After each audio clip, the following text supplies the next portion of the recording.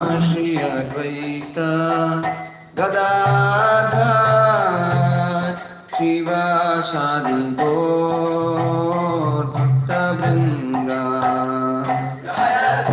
Shri Krishna Prabhu Nityananda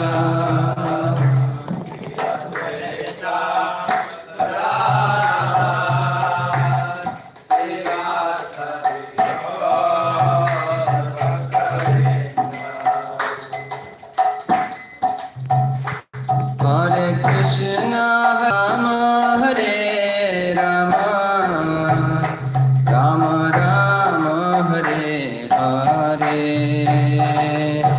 Hare Krishna Krishna Krishna Hare Hare Hare Rama Rama Rama Hare Hare Hare Krishna Krishna Krishna Hare Hare Hare Rama Rama Rama Hare Hare Hare Krishna Krishna Krishna Hare Hare Hare Rama Hare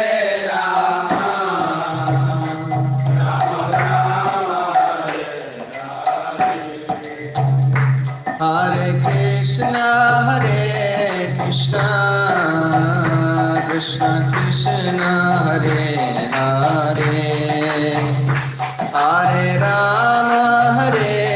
Rama Rama Rama Hare Hare Hare Krishna Krishna Krishna Hare Hare Hare Rama Rama Rama Hare Hare Krishna Krishna Krishna Hare Hare Hare Rama Rama Rama Hare Hare Hare Krishna Krishna Krishna Hare Hare Hare Rama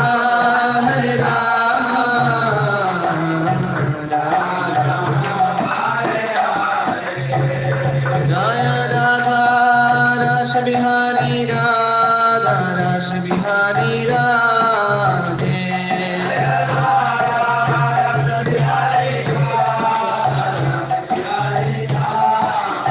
Jaya Sita Ram Lakshmana Hanuman Sita Ram Lakshmana Hanuman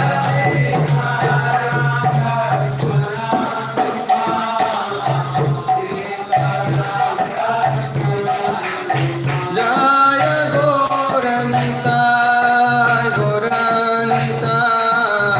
Gauranitai Jaya Gauranitai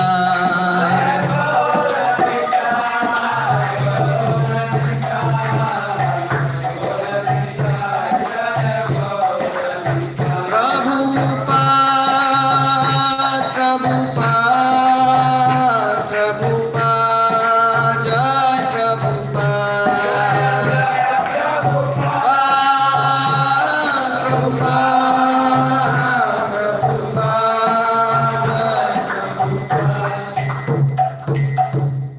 अभी का पावन श्री हरिनाम संकीर्तन की प्रभुपाद की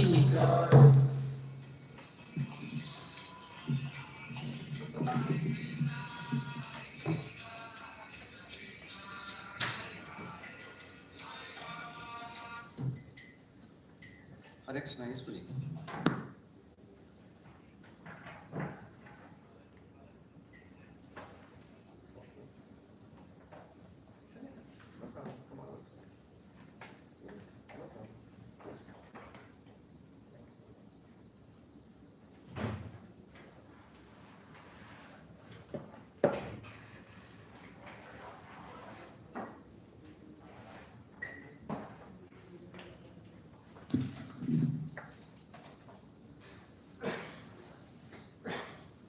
Hare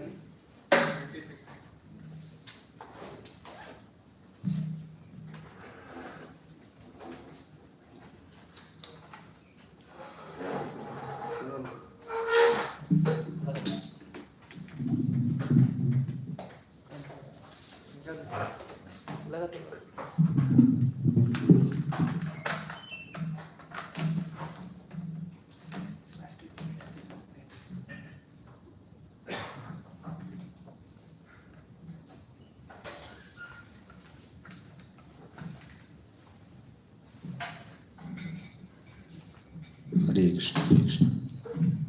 Om Namo Bhagavate Vasudevaya. Om Namo Bhagavate Vasudevaya. Om Namo Bhagavate Vasudevaya.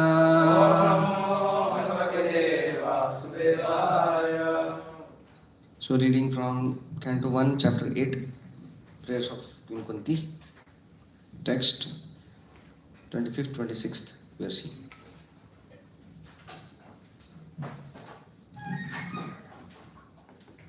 So we'll chant this wonderful shloka again. Vipadaha santuta shashva tatra tatra jagadguro bhavato darshanam yadasyad apunarbhava darshanam.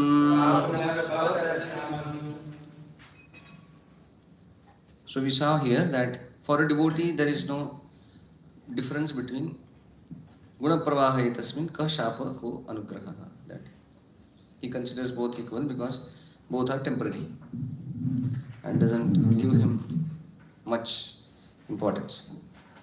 And then we saw that material danger, if that is bringing Krishna, that Krishna bringing material danger is appreciated. But then Krishna living in material comfort, not accepted. That is 26th verse. So that's how here Kunti Maharani is telling Vipada Darshan, which gives Krishna Darshan, which result in no Bhava Darshan. It is very nice darshan. So if that's how it goes. Even Bhaktivinoda Thakur also says that whatever pain I get in your service, that is my greatest wealth. Yeah. And then Prabhupada writes also here the purport. One whole paragraph is the translation of that verse. Samashitaye pada pallava plavam mahat padam punya vishwamurare bhavam buddhir vatsa param padam padam padam padam yad vipadam natesha. So for a devotee, all the difficulties become like a puddle of water created by the hoof prints of a calf. Not even cow, because cows' hoof prints are a little bigger. Purposefully it says calf's footprint.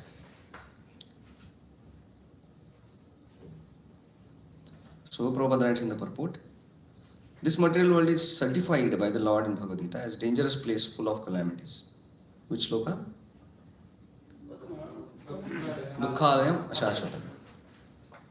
But less intelligent persons prepare plans to adjust to those calamities without knowing that the nature of this place is itself full of calamities. So these calamities are given by Krishna just so that we can come to our senses, so that we can return back to Him, like that. But then the less intelligent person feels that the miseries has to be wiped off. So miseries is not the challenge. The challenge is that you understand this place itself is miserable and get out. So it's like that. For example, if the fire starts in the building, then automatically because of the fire, the room will be hot. So now, it's not an intelligent thing to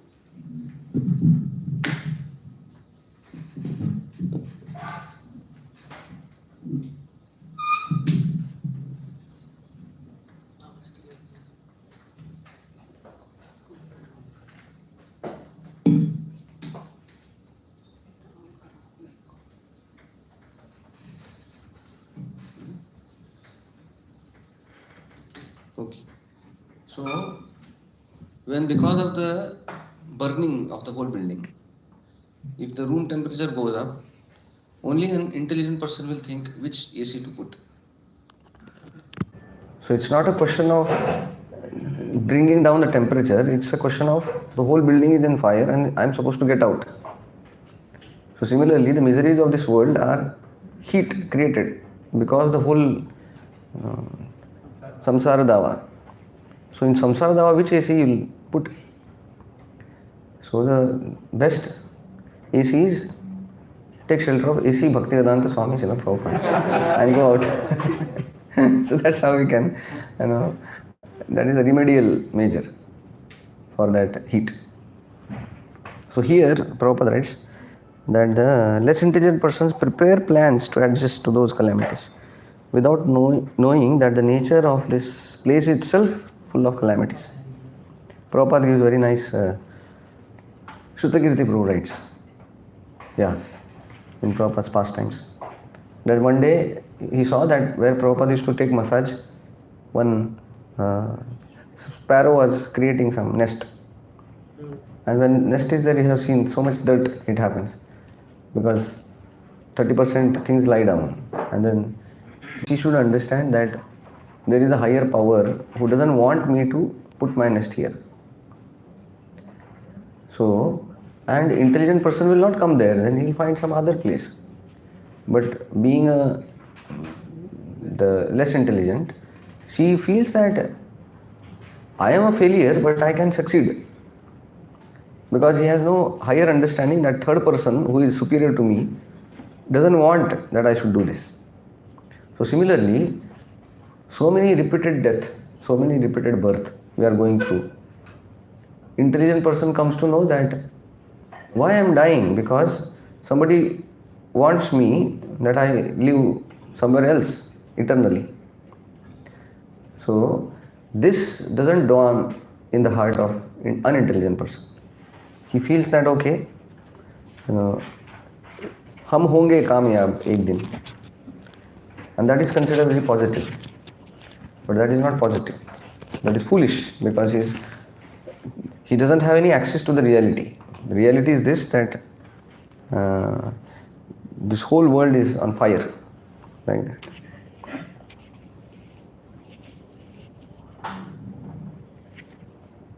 But the problem is that fire itself is considered a challenge, and then people, they rush to that challenge.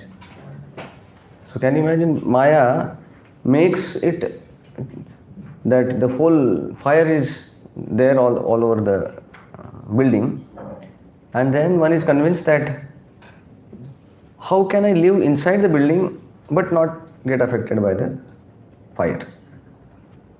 Although there is a very easy method out going. But then all types of isms, all types of material endeavors, all types of research, everything is put on this aspect that fire being there, how can I save myself from fire? But they don't understand, simple thing is there, just open your door and out. That doesn't click to them. That's the,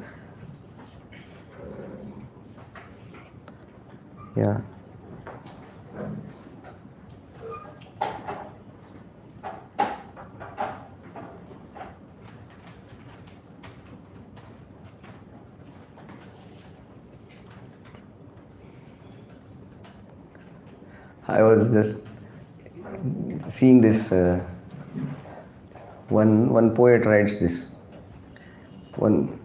Many years back I was hearing this. Poet was singing, and then many couples were sitting there as an entertainment. And this poet was telling, शोला बदन से शादी कौन करे? शोला बदन समझते हो ना? Shola Badan means very attractive lady who is like a fire. So बोला तो 16 बदन से शादी क्यों कौन करे? And then he himself was giving analogy, nice. जलता हुआ मकान किराए पे कौन ले?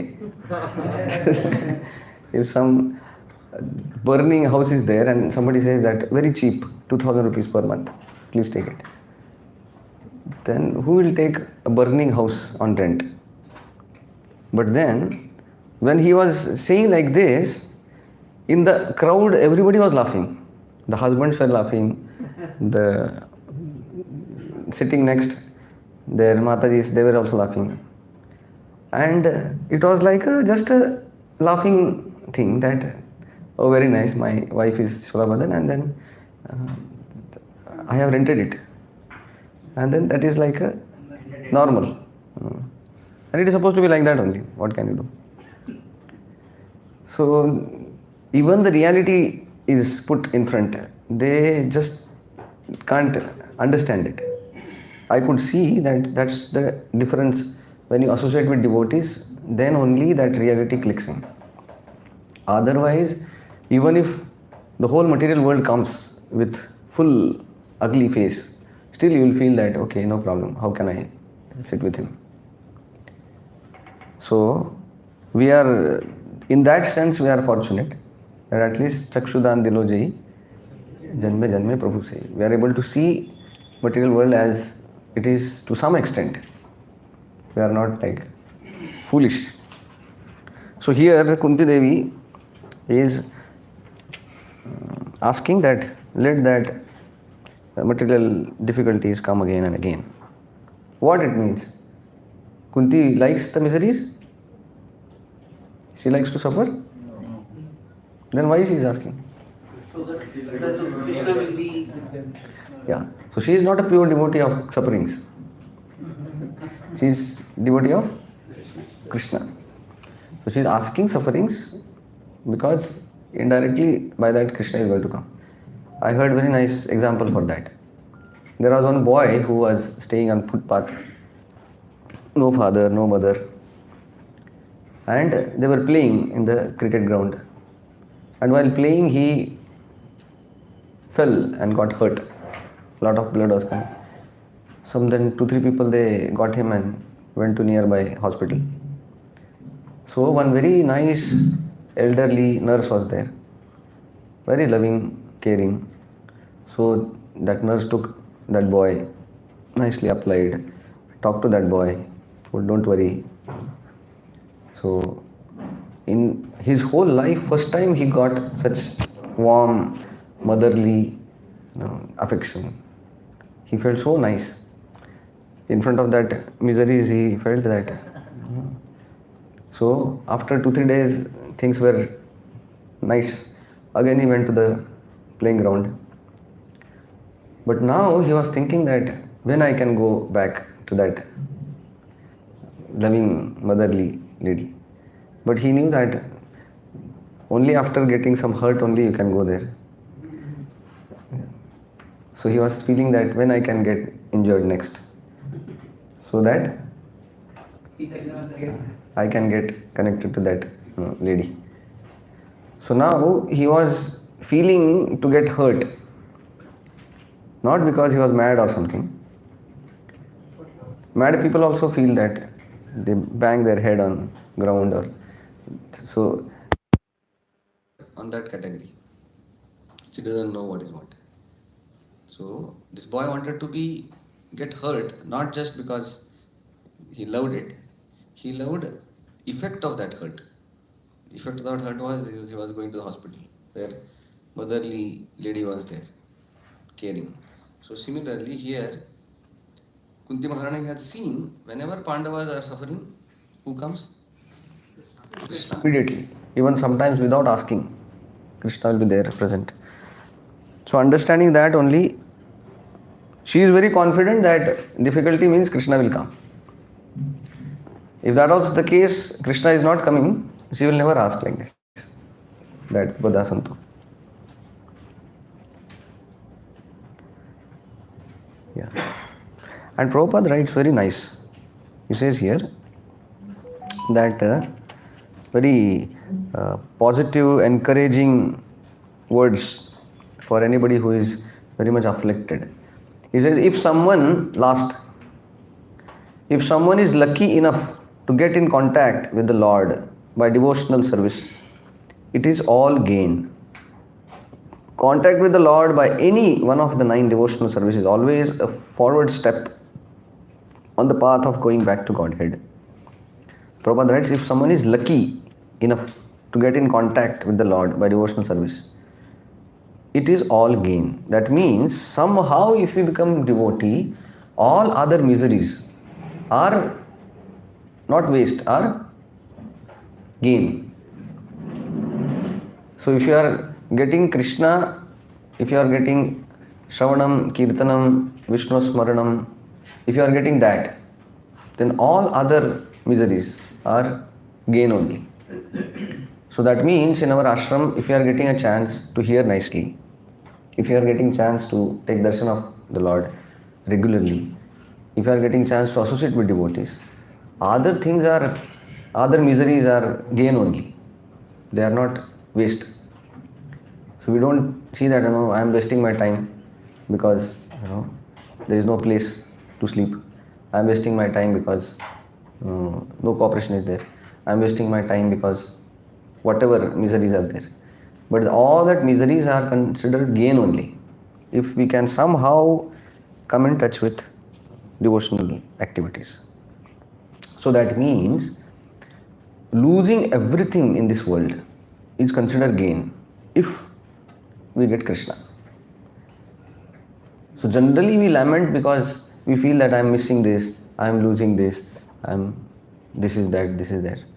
So all lamentations what we have, Prabhupada writes, that become gain.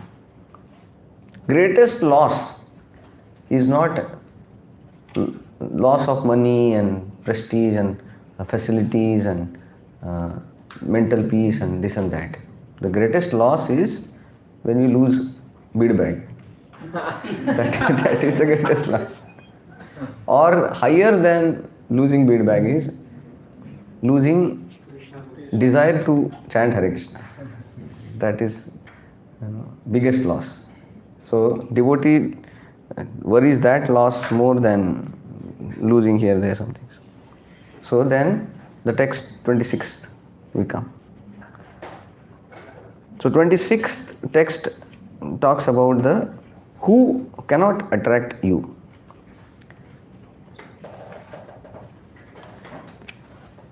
So these are the disqualifications of somebody. So that's how he said that Vipada Santu, that becomes positive, Janma Ishwarya Shuta Shribhir become negative. So Kunti Maharani in 25th shloka talks about the material calamity. But if material calamity with Krishna, very nice. And then in the 26th shloka, Kunti Maharani is talking about spiritual calamity. Janma Ishwarya Shuta Shribhir. Why spiritual calamity? Because that facility gets Krishna out.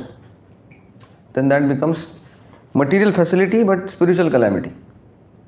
Then that is a curse. So that's how she contrasts her first shloka.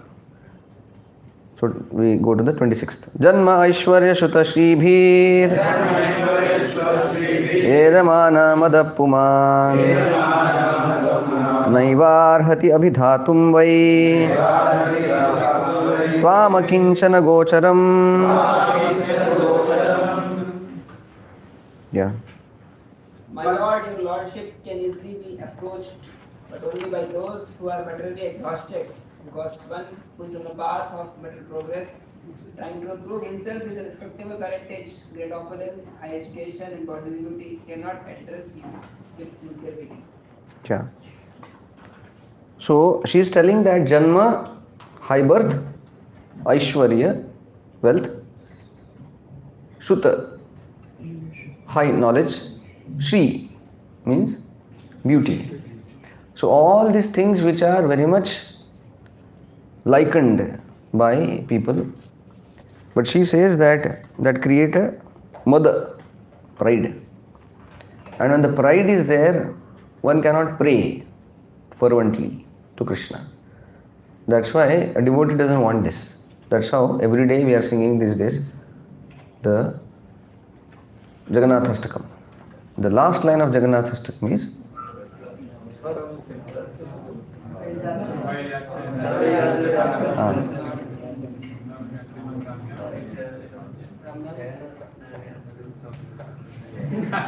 Okay. So he says the same thing. Na dhanam, na janam, na sundarim, kavitam va jagadisha kamai. So he says, nayache rajyam, nacha kanaka vibhavam, nayache ham ramyam, sakala janakamyam, varavadhum. That he says that everybody likes this very much. Wealth, beautiful wife, this, that. But he says, I don't want. So here it says that why somebody doesn't want it if it is so much likened by other people in this world. Prabhupada writes, all materialistic men in the beginning only are mad after possessing all these material opulences, and this is known as the advancement of material civilization. But the result is that by possessing all these material assets, one becomes artificially puffed up, intoxicated by such temporary possessions. So one becomes very artificially puffed up by material prosperity, which creates just pride. And then what happens? Consequently, such materially puffed up person are incapable of uttering the holy name of the Lord by addressing him feelingly. O Govinda, O Krishna. So this is what happens. That when material affluence, material comforts increase, one becomes very dull spiritually. Like that. That's how brahmacharis should have sufficient tapasya. It should not be too kind of a cozy life. So that's how we keep minimum clothes, sleep simply, eat simply, like that. So when we keep things simple, it gives us a chance to chant Hare Krishna nicely. The problem is when everything is very cozy, there is no reason why we should chant Hare Krishna earnestly. So that's how. Because everything is taken care, everything is set, everything is happy. Then mind says that what is the need of chanting Hare Krishna? Fervently. That fervent mood doesn't come. That's how we see that the Brahmanas, they keep themselves poor only. Not because they want poor thing, but that is a very ideal thing to take shelter of Krishna, like that.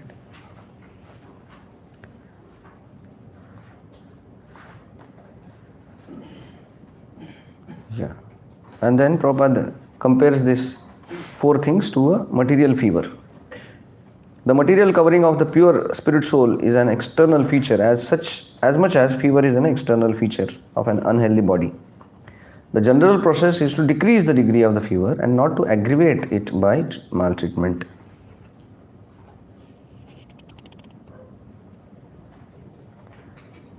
Okay, next. Text 27. नमो अकिंचन वित्ताय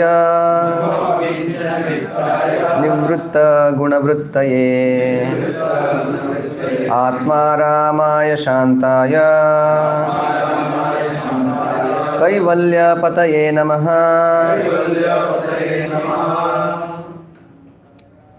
My obeisances are unto you, who are the property of the materially impoverished. You have nothing to do with the actions and reactions of the material modes of nature.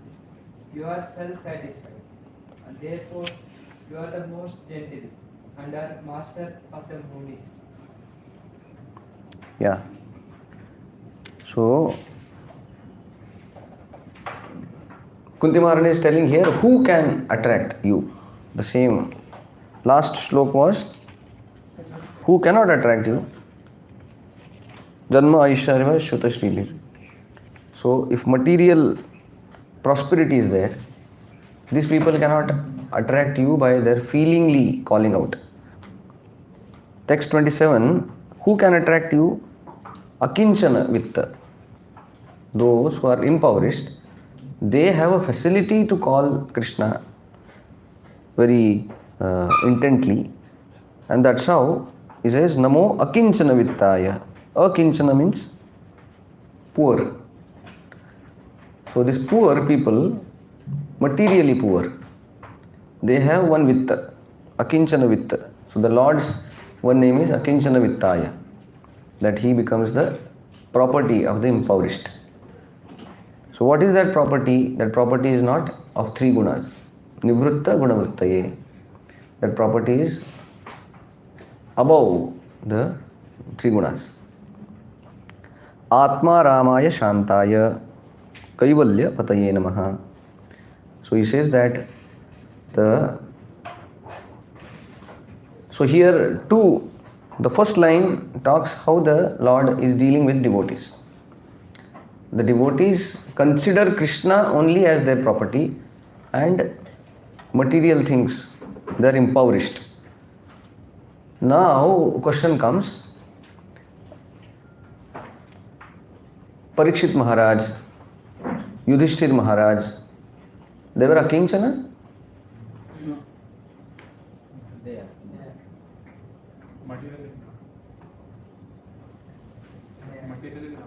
Hmm? Yeah. They are Akinchana because they have many things which they feel that is not mine, that is Krishna's. So I am Akinchana only. Krishna is very, source of all glory, and this whole thing belongs to him. What is my property? Zero. That's how when they think. So Akinchana Vittaya, when he says Akinchana, Akinchana is not just physical. Akinchana is mental, his consciousness. So one who is consciously understanding his nature, that nothing belongs to him, he is also considered Akinchana. He may be a king also, like Yudhishthira Maharaj, but he is also called as Akinchana. So Lord is attracted by such Akinchana. He becomes Vitta, he becomes Dhana, or he becomes the property of those who are Akinchana. So Krishna becomes property of Parikshit Maharaj. Krishna became property of Yudhishthira Maharaj. Krishna became property of Sudama. Krishna became property of Bahulashva, Shutadev, like that. So he becomes property of those who are materially poor, or they think nothing their own. And then how this Lord deals with non-devotees? He says, Atma Ramaya. Atma Ramaya means he is happy in himself and he doesn't have anything to give and take with non-devotees. So he has nothing to give and take with non-devotees. That's how he deals with them. Atma Ramaya. And then he says Shantaya. That's how he deals with his devotees. Shantaya means he is merciful, or he says here Gentle. most gentle. The Acharyas, they say that Shantaya, that's how the Lord deals with devotees who have done some mistake. He forgives them. And then that's how he is Shanta. So otherwise Ashanta. Because, and then he says Kaivalya Pataye. Kaivalya Pataye means the devotees who are wanting liberation, he becomes their master, guides them to attain that liberation. That's how this Lord deals with devotees and non-devotees. So Atma Ramaya Shantaya. That one, another meaning of that is, when we become Atmaram, then only we become Shanta. Otherwise Ashanta. If we are looking for pleasure outside, then always Ashanta. That shloka is there. Ashantasya kuto sukam. That shloka is there. Chaitanya Charitamrita says, Bhukti Mukti Siddhi Kami Sakale Ashanta. Krishna Bhakta Nishkama Atayeva Shanta. So that Shantaya comes by Atmarama. When we become happy inside, then only we become Shanta. So we can see that those devotees who are fulfilled, satisfied, then only that Shanti comes. Otherwise, so much Ashanti is there.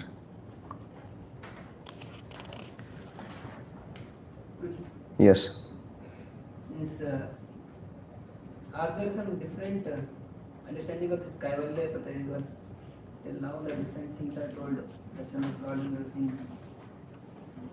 Here the word Kaivalya Pada is used. Hmm. Some principles stored by commentators approach. Yeah, this Vishwanath Chakravarti Thakur writes that devotees who are wanting liberation, Krishna guides them. Devotees who are wanting liberation to contract Krishna. Yeah. Sometimes devotee also may want liberation from miseries. They want, because there are different levels of muktis are there. So other muktis are not taken by devotees. In one sense, he is not considered devotee only. Yeah, not pure devotee. There are different grades of devotees. It's like that. So generally, Kaivalya is sought by impersonalists. Kaivalya is sought by monists. So that's how generally it is. But Acharya has described like this. Even Atmaram is also like that. The Buddhist people can be included in this. They follow, they go for Kaivalya. No. That is Shunyavada. Shunyavada is different than Ekatvam. Shunyavada, they want to finish everything. So they Huh? have nothing to do with There is no conception of soul. liberation. Yeah, their understanding, they call it as liberation, but their understanding of liberation is different than what we have. They feel that we are, therefore we are suffering. If we are not, then we will not suffer. So they want to finish everything only. So they don't have that proper They understanding. finish, then they finish. The point is that because they are soul, and then how they can finish themselves? Because it's like one devotee was telling that, when they are meditating, like at least we have Ado Shraddha, Sadhu Sangha, Bhajana Kriya, Anartha Nivritti, Nishtha, Ruchi, Asakti. We can see ourselves. But then, when they are meditating, what they will see? There nothing is there. Because ultimate goal is nothing. So how can you decide how much nothingness has come? It's like that. So everything is so, it's like, doesn't make any sense for but let me tell you, Buddhists, they are the maximum growing cult nowadays. Many people are accepting it in West, many places. That is one very fastly growing thing. I was just discussing with one person. He said, I also have started chanting that mantra, because they give this mantra and they say that you chant this mantra, something is there, some big mantra. And then you get all your desires fulfilled. I said, wow. So, and then they feel that, they're like that. Such a high Akinchana Bhaktas, Krishna wants to reciprocate with them with these three features: Atma, Rama, Shanta, make them peaceful. No, these are different categories. First thing is he's talking about, he becomes the Akinchana Vitta. Those who are Akinchana, he becomes his property. And then Nivritta Guna Vrittaye, that she is addressing the Lord, that how you are beyond this material world.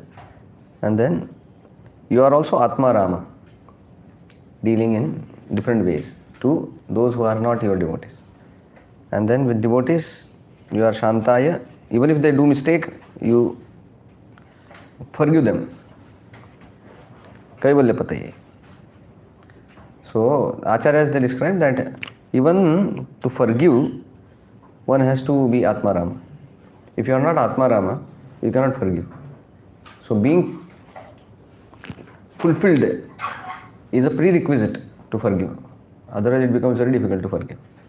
So, forgiveness is not something which is a mental thing. If inside you are not peaceful, if you are inside not fulfilled in devotional service, forgiveness doesn't come so quickly. So, the shloka, Hmm?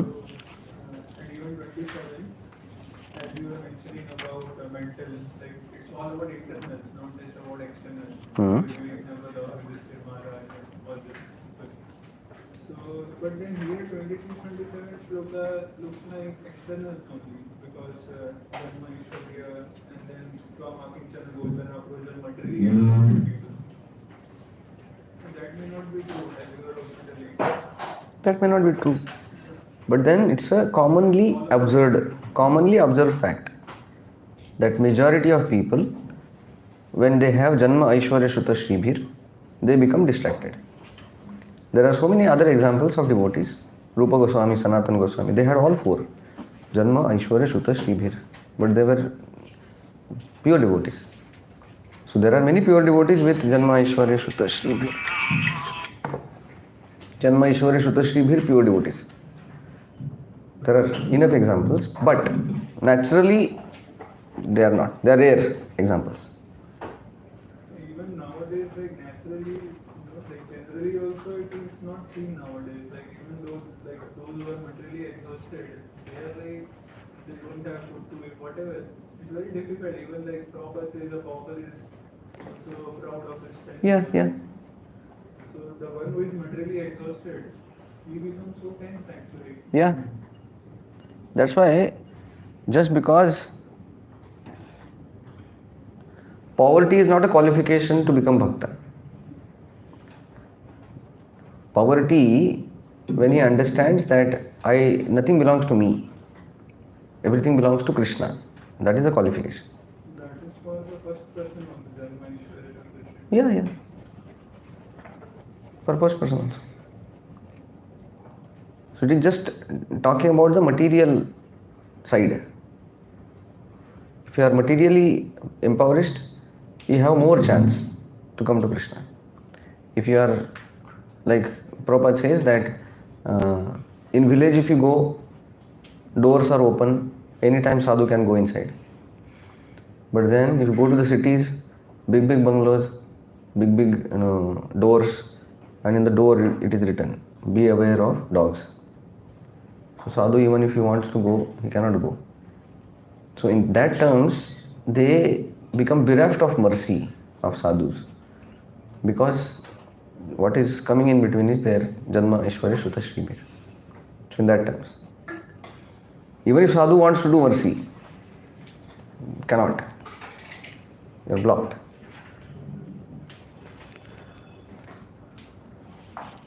Okay, so here Prabhupada writes very nice things in the purport. Big purport Prabhupada writes. Prabhupada gives the whole story of Sanatana Goswami and touchstone. And then Sanatana Goswami gives up that touchstone. It is put in the dustbin.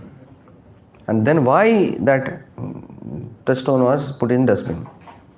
That Prabhupada writes. The touchstone of Sanatana Goswami, which was thrown in the rubbish, was not the property of Goswami. Otherwise, it would not have been kept in such a place. This specific example is given for the neophyte devotees, just to convince them that material hankerings and spiritual advancement go ill together.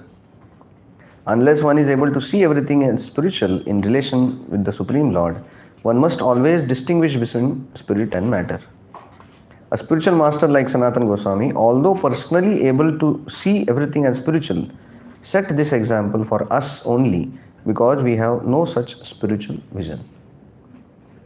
So this has to be understood properly, that Sanatana Goswami was having touchstone, and somebody may say Yukta Vairagya. So with that touchstone, how much service they could have done, isn't it? Not only 7 temples, they would have built. So everything they would have built.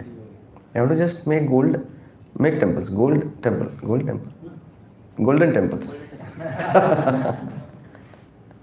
Now Mayapur we are having so much difficulty. So it would have been so easy. But then he didn't do it. He put it in dustbin. So it may seem, this is Krishna's property. Why you are putting Krishna's property in dustbin? So it is not that he was not able to use it, neither he was throwing Krishna's property away. He was just what Prabhupada says? Setting an example, like that. So we are he was setting an example that how neophyte devotees like outsiders. Oh, like us. Generally when we say neophyte, we look outside the window. Kaun hai? So we are neophyte. And for us, he is setting this standard that we should not be so assuming that I can deal with material energy. That's how he is giving caution. He himself is not ready to deal with that material energy. Even if it is very valuable, he keeps it. So we also have to be very careful. So once one Maharaj in Mayapur was giving Bhagavatam class, and something came which are like very strong with the women's association. So he spoke very strongly that we should not associate with women. They are like, the Maya, that snake and that type of. So one Mataji got little offended. So then she asked that, how can you say like this, that they are snake and they are like that, like that. So can't we see them Vaishnavis? Why you are telling snake and stool and this and that? Can't you look them as Vaishnavis? Yes, no? Huh? So Maharaj folded his hands. He said that I am not on that level. My level is very low. So to protect myself, I have to see on that level only. Like that he said. So surely all the Vaishnavis are Vaishnavis, but I don't have that vision. So how can I unnaturally do that? So as a humble person becomes safe. So similarly, here also Sanatana Goswami is showing how one should be careful dealing with material things. So that's how specifically brahmacharis, because as a brahmacharis we are having more facilities, more gadgets than even grihasthas also. Sometimes brahmacharis gets the latest technology at their hand, gifted by somebody here, there, like that. So devotees has to be really careful that we should just take care whatever is your need, and other things you should give away. So it's like that. If your things are done by simple phone, why do you need some very high class phone?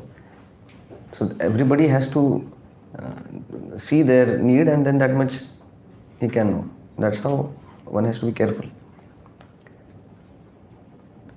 One should not say that, yes, if I get touchstone, then I will not take care of it. But other things I will take care. It's not like that. So Prabhupada writes, such material advancement is called anartha, or things not wanted. Actually this is so. In the present context, the material advancement, one uses lipstick at cost of 50 cents, and there are so many unwanted things which are all product of material conception of life. By diverting attention to so many unwanted things, human energy is spoiled without achievement of spiritual realization, the prime necessity of spiritual human life. Prabhupada writes, reaching to moon is another example of spoiling energy, because if the moon is reached, the problem of the life will not be solved. Here you are fighting, then you will go to moon and you will have World War III on moon. So there is no higher goal going in the moon. Yeah. text 28.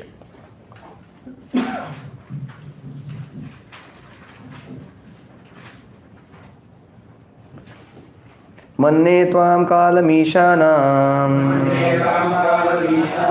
अनादिनिधनं विभुम् चरन्तं सर्वत्र भूतानां यन्मिथः कलिः.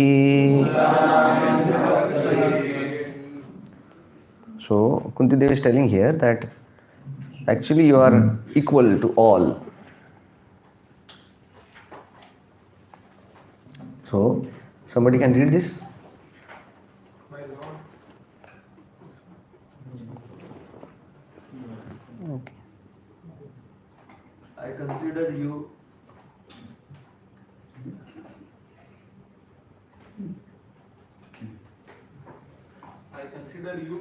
Manyatam to be the destroyer of offender, the controller, Isanam, without beginning or end, Anadim Nithanam, the most powerful, Vibhum, equal to all, Samam, moving everywhere in all living beings, Charantam, Sarvatra Bhutanam, and abode of conflicting qualities, Yan Mitha Kalvi. Yeah. So here Kunti Devi is saying that you are equal to all. Although sometimes it appears that offenders are killed by you, he says, Manne Tvam Kalam. Kalam means the eternal time which destroys all the offenders and things like that. Anadi Nidhanam, without beginning and end. Vibhum, all pervading. So you are like a Kala to those who doesn't like you, who doesn't follow you. You finish them off. But then he says it's not like that. And then he says, Samam charantam sarvatra bhutanam yanmitha kalihi. That although you are samam, equally merciful, all these things happen because of their own problem. It is not the Lord's. Ahead, Prabhupada gives example in next 2-3 verses it comes. He says that the sun behaves differently, or the sun's effect is differently perceived by darkness perceives sun as the destroyer. The stones which are very valuable stones like the jewels and things like that, they are enriched by the sunlight. So for them, sun is like a best friend to increase their value. So sun is sun only. He is just giving his rays. So who you are, how you accept what happens to you, that cannot be blamed to Krishna. So that's how he says here that you are equal to all. Sometimes it may be seen that you are killing the offenders, but still you are equal.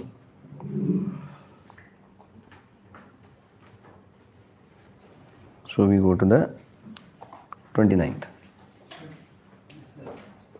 Atmarama Shanta Ekon. Shanta is forgives his devotees. So, as an absolute truth, he is equal to all. But as a Supreme Lord, as a personal Bhagavan, he is close to his devotees. Yeah. Recently, when the Bhagavatam also said this Krishna was happening. So, when it has devotees give example of Lord Ram forgiving Sugriva. No, that was not the case.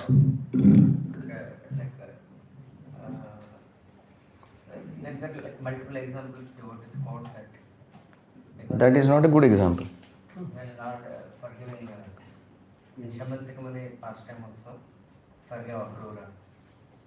So it kind of gives an indication that okay, devotees do some mistakes also, Lord will forgive.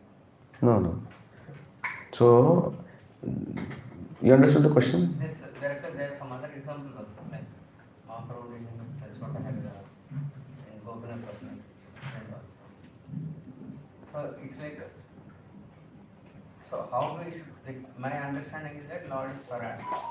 he adds, and when he adds in a specific time, from that we can learn a lesson. But based on our conceptions, we can't impose that Lord will act always like this. Yeah. So many times people they feel that Lord is extra merciful to devotees, and even if devotees do little wrong, Lord is there to forgive. They give example that Vali kidnapped the wife of Sugriva and Ram killed Vali. But then the Sugriva married both Vali's wife also and his own wife also, and then he was staying there nicely. So then Ram did not kill Sugriva. So they say, see, तो उनका गुणगान किया तो उसका कुछ किया नहीं, और आपके साथ थोड़ा दुश्मनी किया तो मार दिया उसको. दोनों ने एक ही काम किया, है ना. So it is there that after killing of Ravana, Mandodari was staying with Vibhishan. So it's like, how can Lord allows no meat eating, no gambling, no intoxication, no illicit sex? So is that means for devotees no illicit sex is okay, or because he is a devotee? Like that? Like that? Some concession for devotees. Out of 4 to 3, even if it is there, no problem. 1, 2 here, there. Like that? According to my understanding, it was like the woman requires shelter.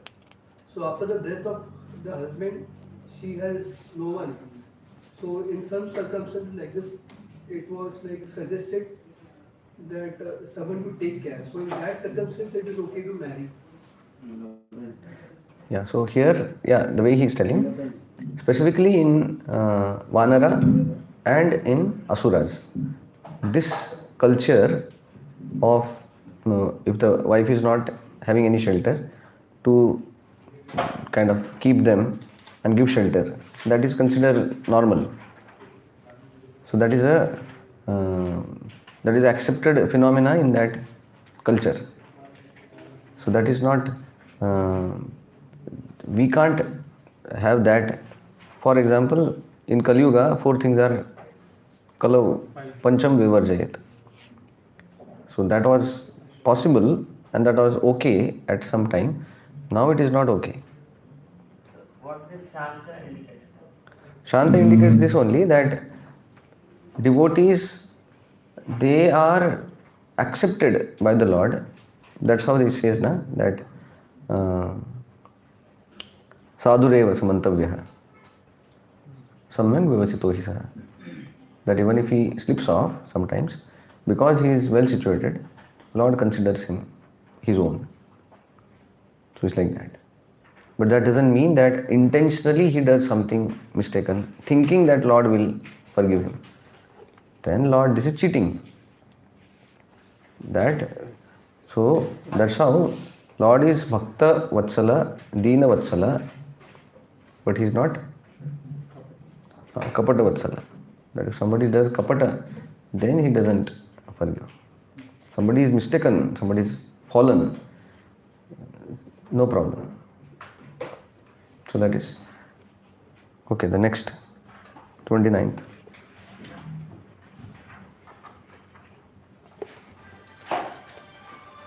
न वेद कश्चिद् भगवन् चिकीर्षितं तवेहमानस्य नृणां विडम्बनम्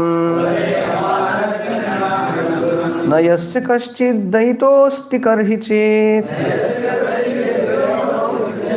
द्वेषश्च यस्मिन् विषमामतिर्नृणाम्.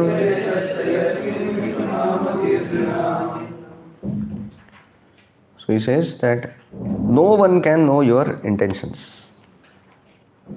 That he says, Dvesh yasmin vishama matir nranam. That people, they think so many things when they see your pastimes. Na veda, nobody can understand. Kashchit bhagavans chikirshitam. When your pastimes are there, kaise pastimes? Taveha manasya nunam vidambanam. Iha manasya means These worldly men, when they see your pastimes, like you have become Ram, you have become Krishna, you have taken human form, then it becomes Vidambanam. Vidambanam means misleading. They think that you are a ordinary man. So the people, they cannot know you. The Vishwanath Chakravarti Thakur writes that if there is a disagreement between what is the truth, what is not truth, then who decides? Then he says that nobody decides, only Lord that decides. Because there are so many contradictions in the Lord, and that's how this example comes, that why people they feel that there is a partiality, Vishama Matihi, that is a partiality mentality, that one feels that Lord is partial. He is acting with devotees nicely, he is acting with asuras badly. Some people he favors, some people he punishes. So why people they feel like that? Because they don't know you. So that's how she says that, "O Lord, no one can understand your transcendental pastimes, which appear to be human and are so misleading. You have no specific object of favor, nor do you have any object of envy. People only imagine that you are partial like that." And then the example was given of sun. Sun is not partial to the stones or darkness. Darkness is destroyed and stones are made more valuable. So that is the individual quality. That's how they receive the sun. It's not a fault of sun. So Lord is never partial.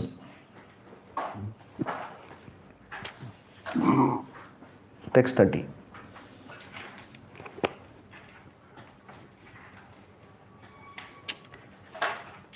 So, yeah. Yeah. Yeah. Yeah, so Krishna's killing also is a favor only. That Paritranaya Sadhunam is a favor to sadhunam, and Vinashaya Dushkritam also is a favor to Dushkritas. Yeah, of course, but then he has an object where it says Nayasya Kakshit Daito. He has no object of favor or any. Yeah, so he is not an object. He is like a father. Some child does some mistake, he slaps, and some child does nice, he gives some chocolate. So in that sense, he is not partial. His activity wise may be different depending on the situation, but his love is same only. You understand? Intention is same. That doesn't mean the activity also will be same. Not that he does some wrong and then he gives him also chocolate, and then somebody does him also chocolate. That is not the way he does. The activity may be different. Intention is same. But then the good intentions are not good enough. That's what For us. That's what he is telling, that is difficult for people to understand. Lord's intentions are difficult even for the pure devotees to understand. What to speak of others. That's how we have to understand.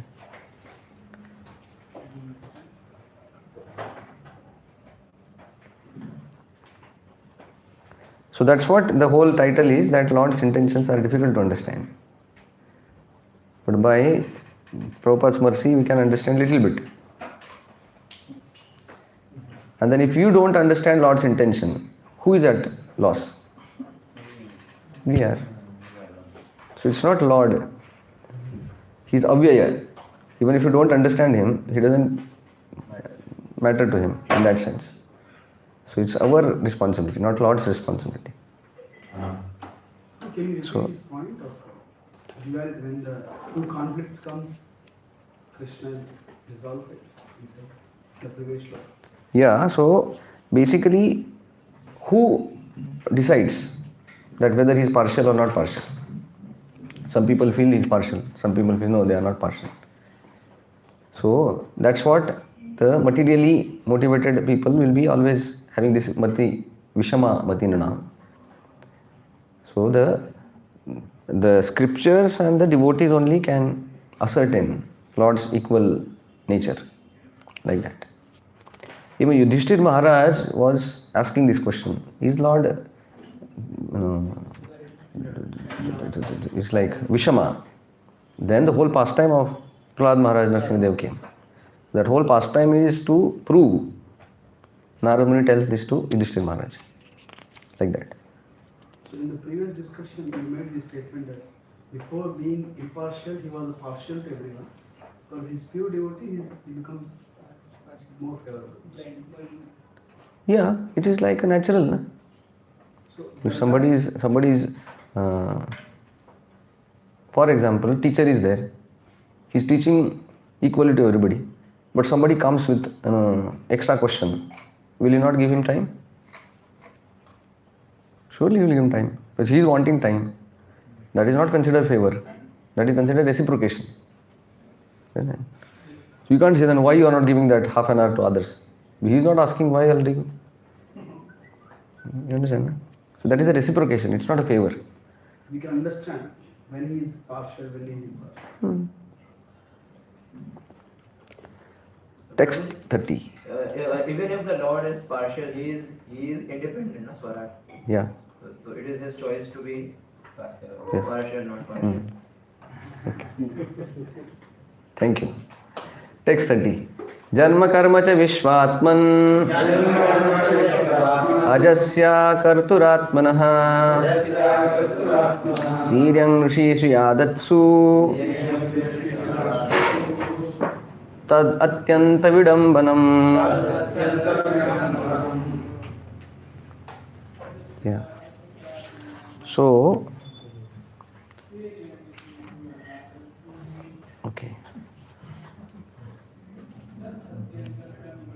That is your echo. Like that. Now he is hearing. Yeah. Okay. So here Kunti Maharani is talking about the Janma and Karma of the Lord. How it is very bewildering. Janma Karma cha Vishvatman Ajasya Akarturatmanah. So now here is telling that Janma Karma kiska? Ajasya. Janma Karma of person who is unborn. So Lord is unborn and then he takes birth. So which is truth? He taking birth is truth or he is Aja is truth? He is unborn, that is truth, or he is taking birth, that is truth? Huh?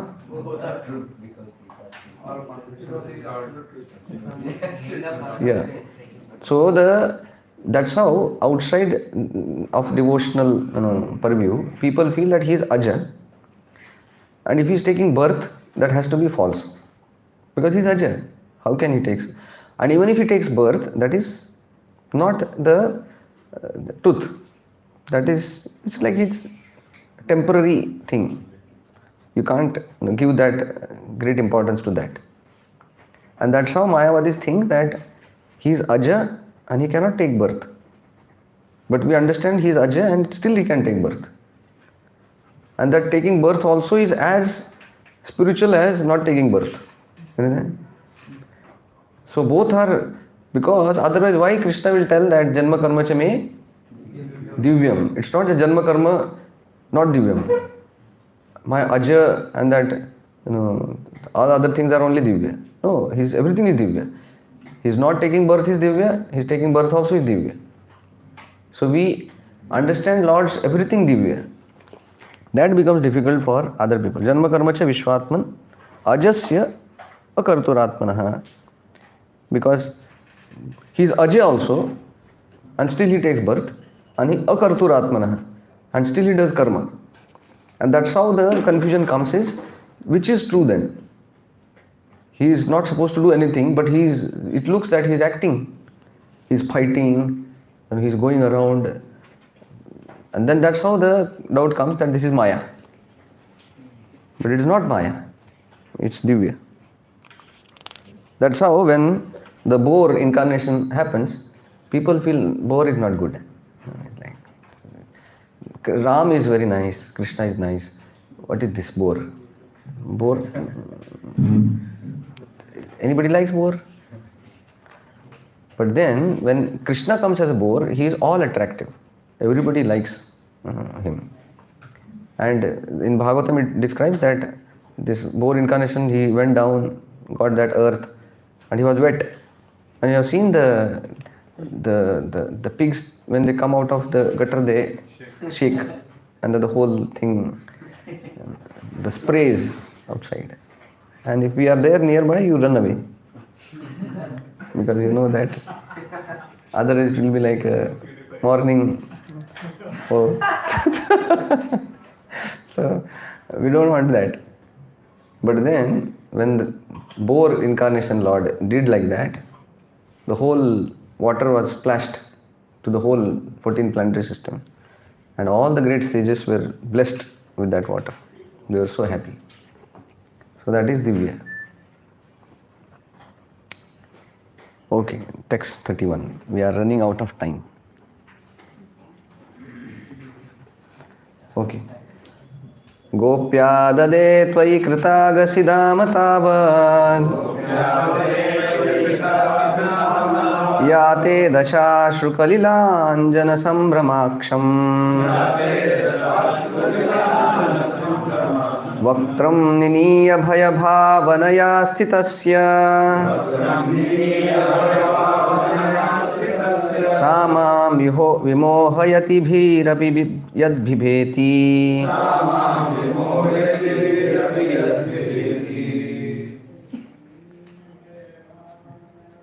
Yes, somebody? My dear Krishna, Yashoda took up a rope to bind you when you committed an offense, and your perturbed eyes overflooded with tears, which washed the mascara from your eyes. And you were afraid, though fear personified is afraid of you. This sight is bewildering to me. Yeah.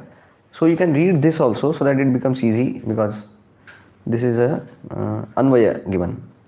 So that all the words with their English and Sanskrit is given. Somebody can read this?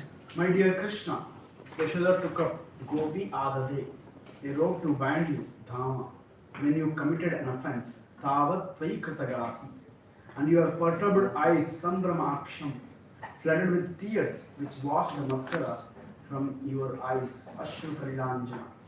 And with your eyes, with your face, looking down, Vaktam Niniya, you are afraid, Bhayabhavanaya Stitasya. Though fear personified is afraid of you, Veer Apiyat Vibheti. This sight, Sadasha, is bewildering to me, Mam Vimohyati. So now, what is so much Vimohati? Like Krishna is there, and then he has taken form of small kid, and then he's going around, and then he's afraid of his mother. What is so bewildering about it? It's like some big actor is there, and then he's doing drama of a small child, and then he's just playing a role of a small child, and he's afraid. So what is so bewildering about it? Isn't it? Krishna is great, we understand, but Krishna wants to play as a child, understand, and as a child he has to cry. What is bewildering about it? Anything bewildering? Why she is unnecessarily getting bewildered? He's not a child.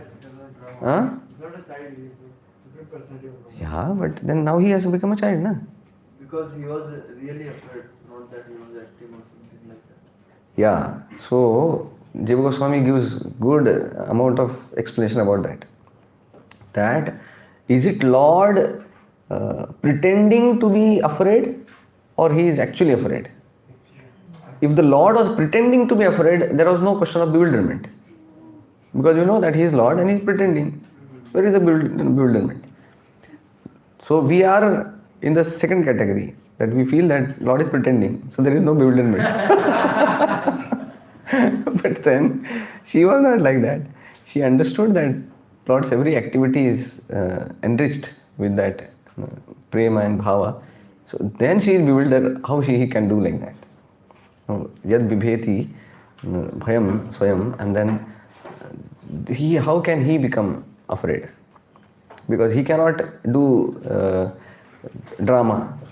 So when the Mother Yashoda caught Krishna and then running, and then Krishna is crying, it is not that Krishna is knowing that I am Supreme Lord only and this Mother Yashoda is my part and parcel, but now I am playing the part of child and I am supposed to cry. Let's cry, Hari Bol. And then he cries. Krishna is not like that. So he is not a drama artist, understanding the whole plan, and then he is just playing that act. He is not like that. Krishna is actually fearful. That's what is bewildering her. And then Jiva Goswami says that generally you will act in front of whom? When the people are there, then you will act. You will not act alone. So then Jiva Goswami goes on explaining that when Krishna took that butter, broke that butter pot, went inside the room, now he was alone. Now he need not cry there, sitting alone. But sitting alone, he was crying. Because he was feeling very fearful. If he was thinking that I am God and I am not supposed to be fearful, he would have waited for Yashoda to come and then show fearfulness. But there was no need for him to be fearful when he was alone. Nobody was there. So, the Lord is perfect in his dealings. He doesn't do all this natak. So this is not natak. This is a practical thing. So these are the transcendental pastimes of the Lord, not just. So that's what she feels that is what vimohayati. So that happens because of the Yoga Maya, because Krishna allows Yoga Yeah. to do that. Yes. Krishna is knowing this, no? That is So Krishna is knowing also and Krishna is not knowing also. Otherwise if he knows, then how can he cry? Knowing that I am Supreme Lord. That cry has no meaning then. That's why this bewildering. Okay, you all can repeat this. This is 838.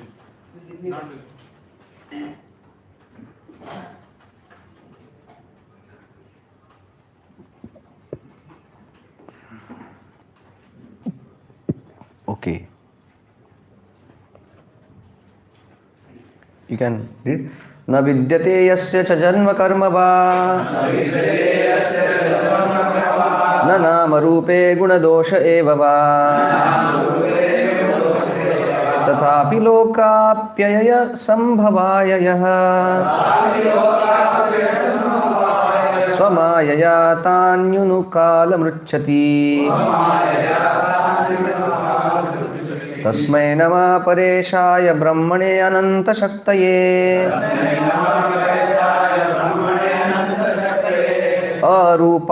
अरूपायोरुरूपाय नमः आश्चर्यकर्मणे.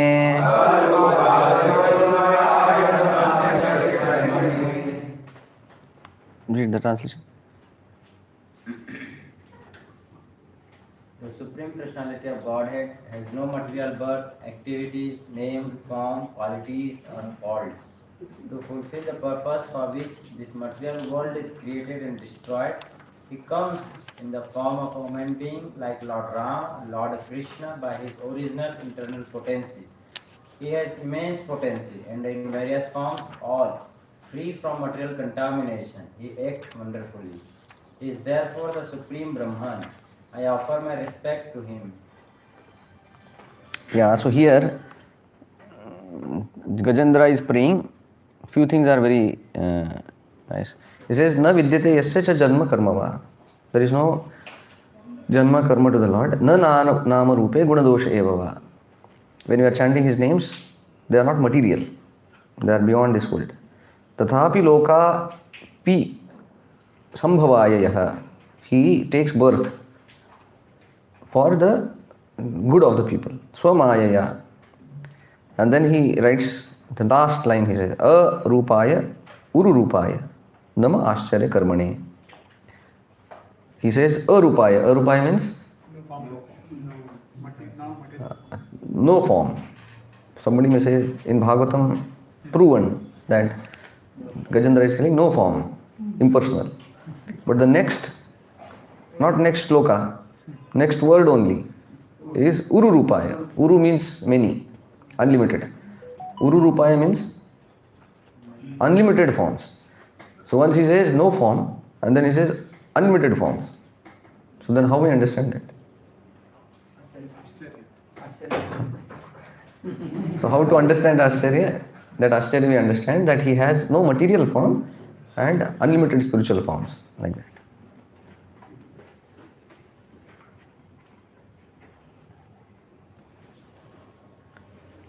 Okay. So this is done. Text 32. केचिदाहुरजं जातं पुण्यश्लोकस्य कीर्तये यदोः प्रियस्यान्वया वाये मलयस्येव चन्दनम्. Some say that the unborn has taken birth for the glorification of the great pious king, and others say that you took birth to please King Yadu, one of your very dearest devotees. You appeared in his family as Android appears in the Maya hills. Yeah. So these are the reasons for Krishna's appearance. So Shloka 32 is the first reason. He says that Kechid ahur ajam jatam. Some say that you don't take birth, but then you take birth. Punya shlokasya kirtaye. Punya shloka means of the great pious kings. Punya shloka. Yudhishthir Maharaj. Some say that Punya shloka also considered Yadu, because he came in the Yadu dynasty. To give pleasure and glory to Yadu, he came in Yadu dynasty. He became Yadava. And if he came in the home of Rukmini, there is Devaki and Vasudeva, so that he can bring glory to Yudhishthir. Although he can take birth anywhere, or he can not take birth also, but still he takes birth. And then that's how this example is given, that the Chandan can come anywhere, but generally it comes in Malaya. Like that. Text 33.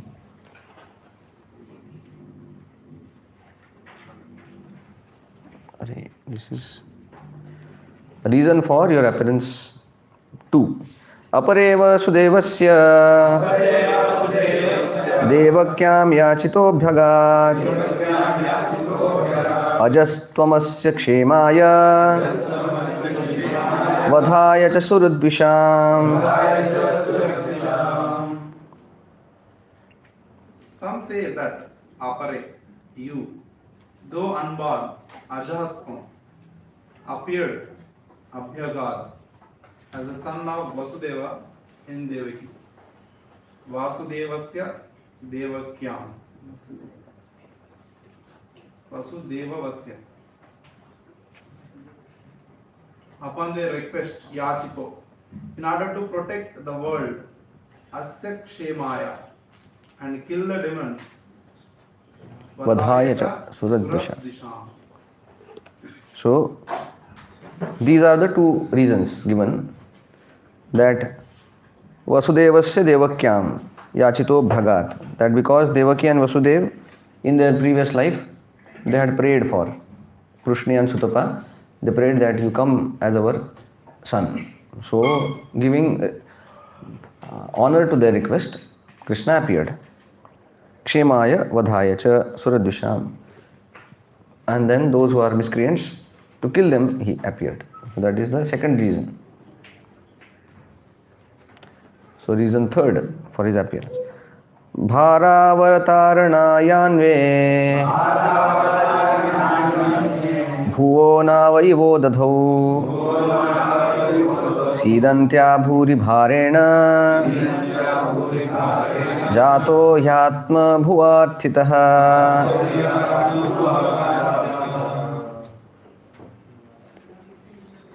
Others say that Anya, you appeared Jataha at the request of Brahma, Atma Bhuva Archita, for lifting up the earth, Bhuva Bhara Avatar, which had sunk like a boat.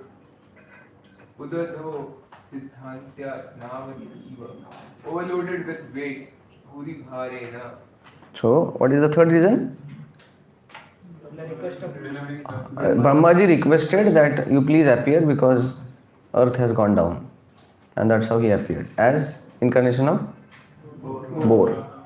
So he comes to give pleasure to devotees, he brings glory to Yudhishthira Maharaj, he comes to save the earth on the request of Brahma. And then the fourth reason is given. Bhavesmin klishyamanana avidya kama karmabhihi shravana smaranarhani karishyaniti kechana.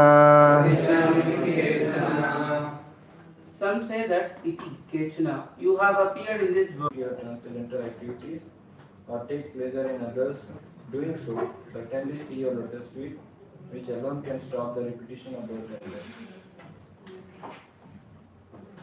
Yeah. So we see here also that those who shrunvanti, gayanti, grananti, abhikshnashaha, smaranti, nandanti, tavehita janam, ta eva pashyanti, achirena. Achirena means very quickly. Tavakam. They can see you very quickly. Bhava pravaham paramam padamajam. That they stop the repetition of birth and death. So, stopping birth and death, liberation for devotees is to chant Hare Krishna, hear and read Srimad Bhagavatam. So by that only we conquer the material creation. So when Dhruva Maharaj also got the direct darshan of the Lord, Lord appeared in front of him. And then Lord asked, ask any boon. Dhruva Maharaj asked, give me association of devotees who are always glorifying you. So although the Lord has now the last thing has come, what is there next? But then he is asking association of devotees where I can hear your glories always. So that is the boon he wants from the Lord himself. So that shows that he is preferring devotees association who can reveal Krishna to him than Krishna personally being present there. Why like that? Achirana, he has already got the darshan.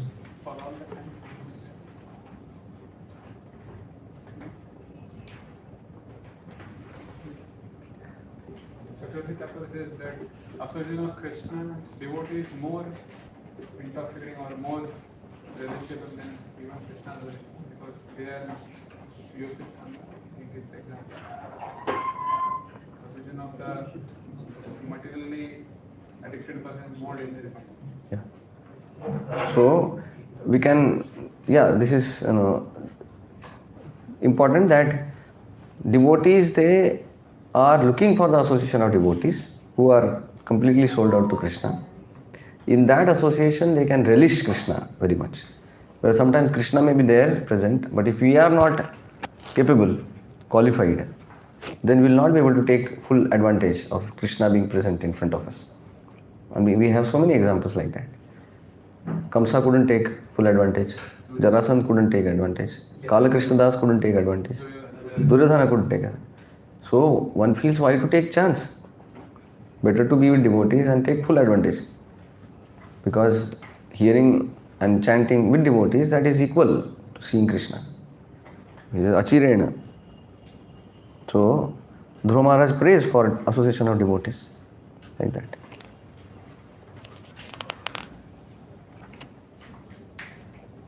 Prabhupada writes in the purport that how the authorized hearing is very important, that we hear from authorized source, not from anybody. Text 37.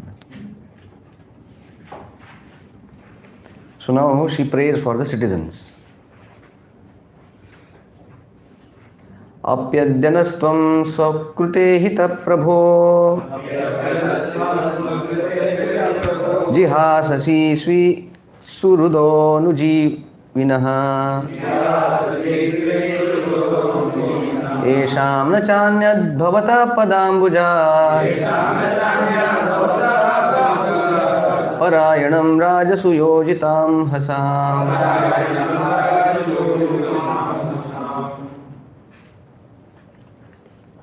Somebody read this and then translation. O Lord, Prabhu, do you, Abhitvam, whose deeds are automatically accomplished, Swat Kritahita, desire to reject us today? Na Jasasi Swit. Though we are your friends and depend on you, Suhruda Anujivinaha, we, having created trouble with many kings, Esham Rajasu Yojita, Amshamam, Amhasam, have no other shelter, na anyat parayanam, than your lotus feet, Bhavata Padam Jat. Translation. O my Lord, you have executed all duties yourself. Are you leaving us today? Though we are completely dependent on your mercy and have no one else to protect us. Now, when all things are at enmity with us. So, the Kunti Maharani is not ready to accept this fact that Krishna is leaving. She is telling that for us, happiness means you. If you are absent, there is no life, there is no happiness. So, we can't just take this that you are leaving. So, she is asking why you are leaving. It's so nice, that you are here. Krishna says that so many days I have not gone to Dwarka, so many things are there to do there. Then she says that Swakruta Hita Prabhu, that you can do your work in Dwarka sitting here also online. Because you are capable. So why you have to go there offline? No need. She said, why? Because they are nicely protected. We are in difficulty. Because now we have killed so many the kings and we have taken so much enmity because that king's daughter, father, the all other relatives will be so angry on us. Now if you go from here, they all will attack us and we will be in so much difficulty. So don't think that Kurukshetra war has ended. It has just started. So because now so many things will come. So point is what? You stay here only. So that is the whole thing.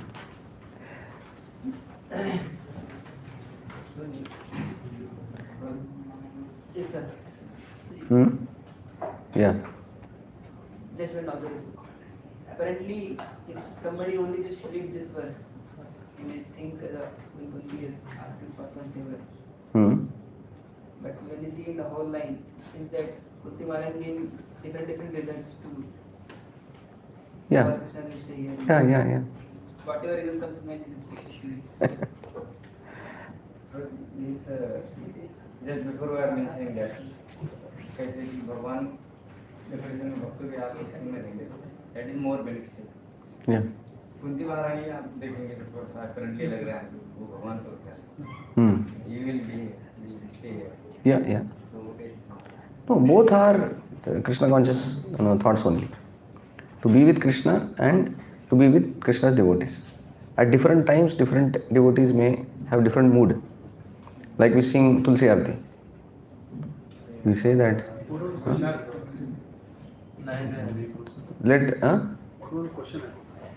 Question is, we should aspire for a devotees association.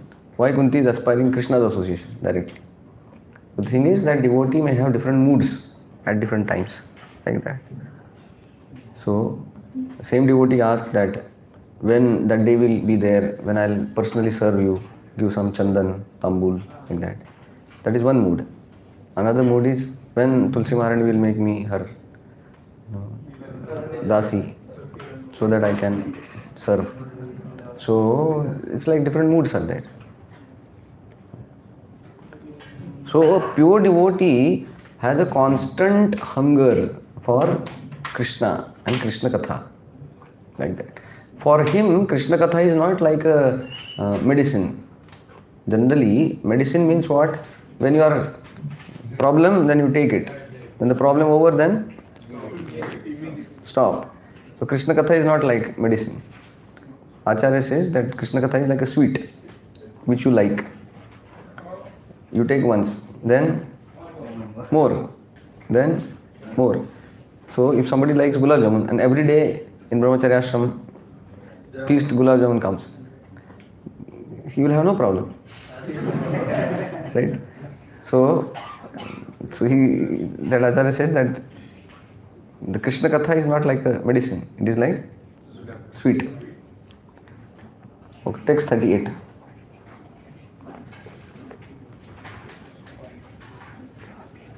So now she prays for the family. Kevayam nama rupabhyam yadubhihi saha pandavaah bhavato darshanam yarhi rushikānāmiveshituh.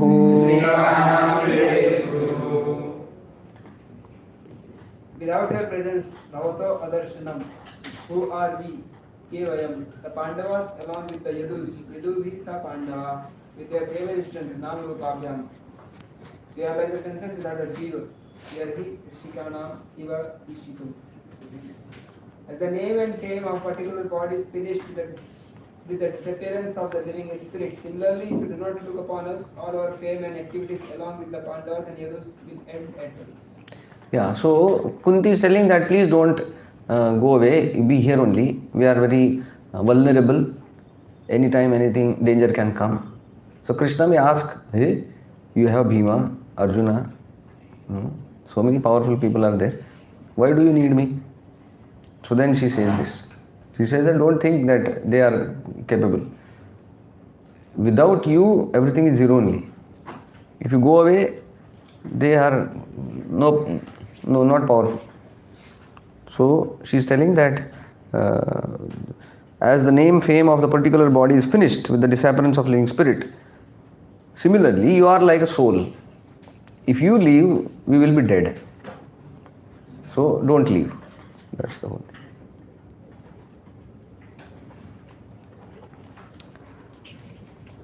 Okay, text 39. Neyam shobhishyate tatra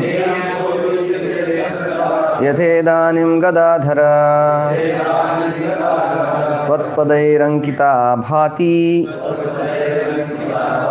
swalakshana vilakshitaihi.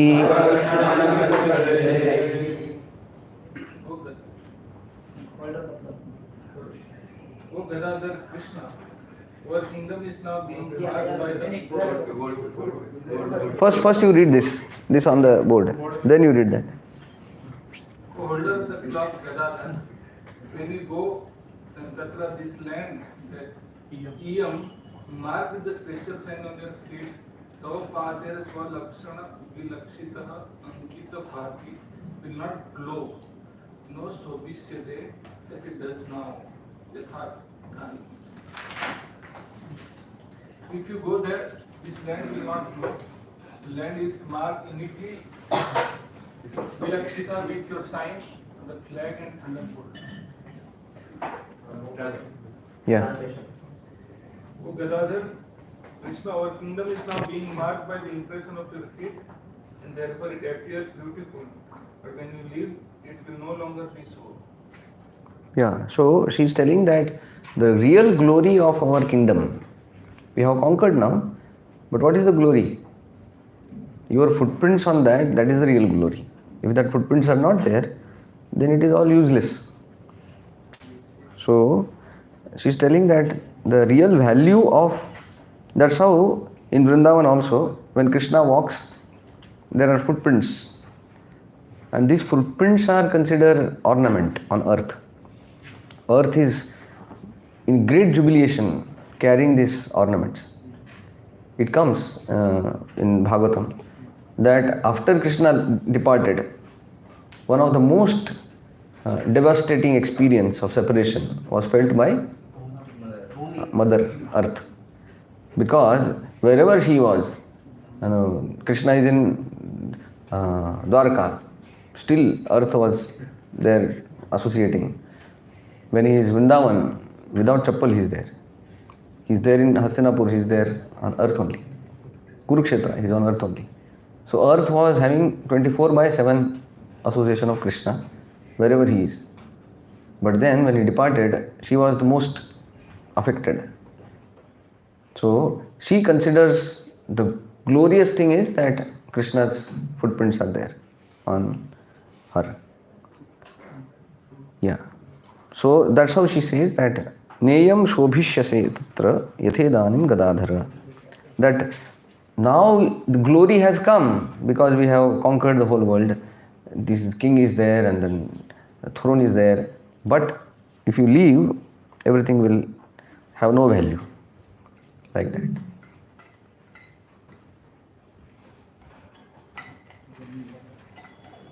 Yeah. So text 40. Ime janapada sfurdhaha supakvaushadhi virudhaha vanadri nadyudanvanto hyedhyante tava vikshitaihi. This thriving land, Ime Janapadaha Srudhaha, filled with ripe herbs and fruit-laden trees, Supakko Ausadhi Virudha, forests, mountains, rivers and seas, Vanadri Nadi Udanwanto has grown prosperous by your glance. Edhante Tava Vikshitaihi.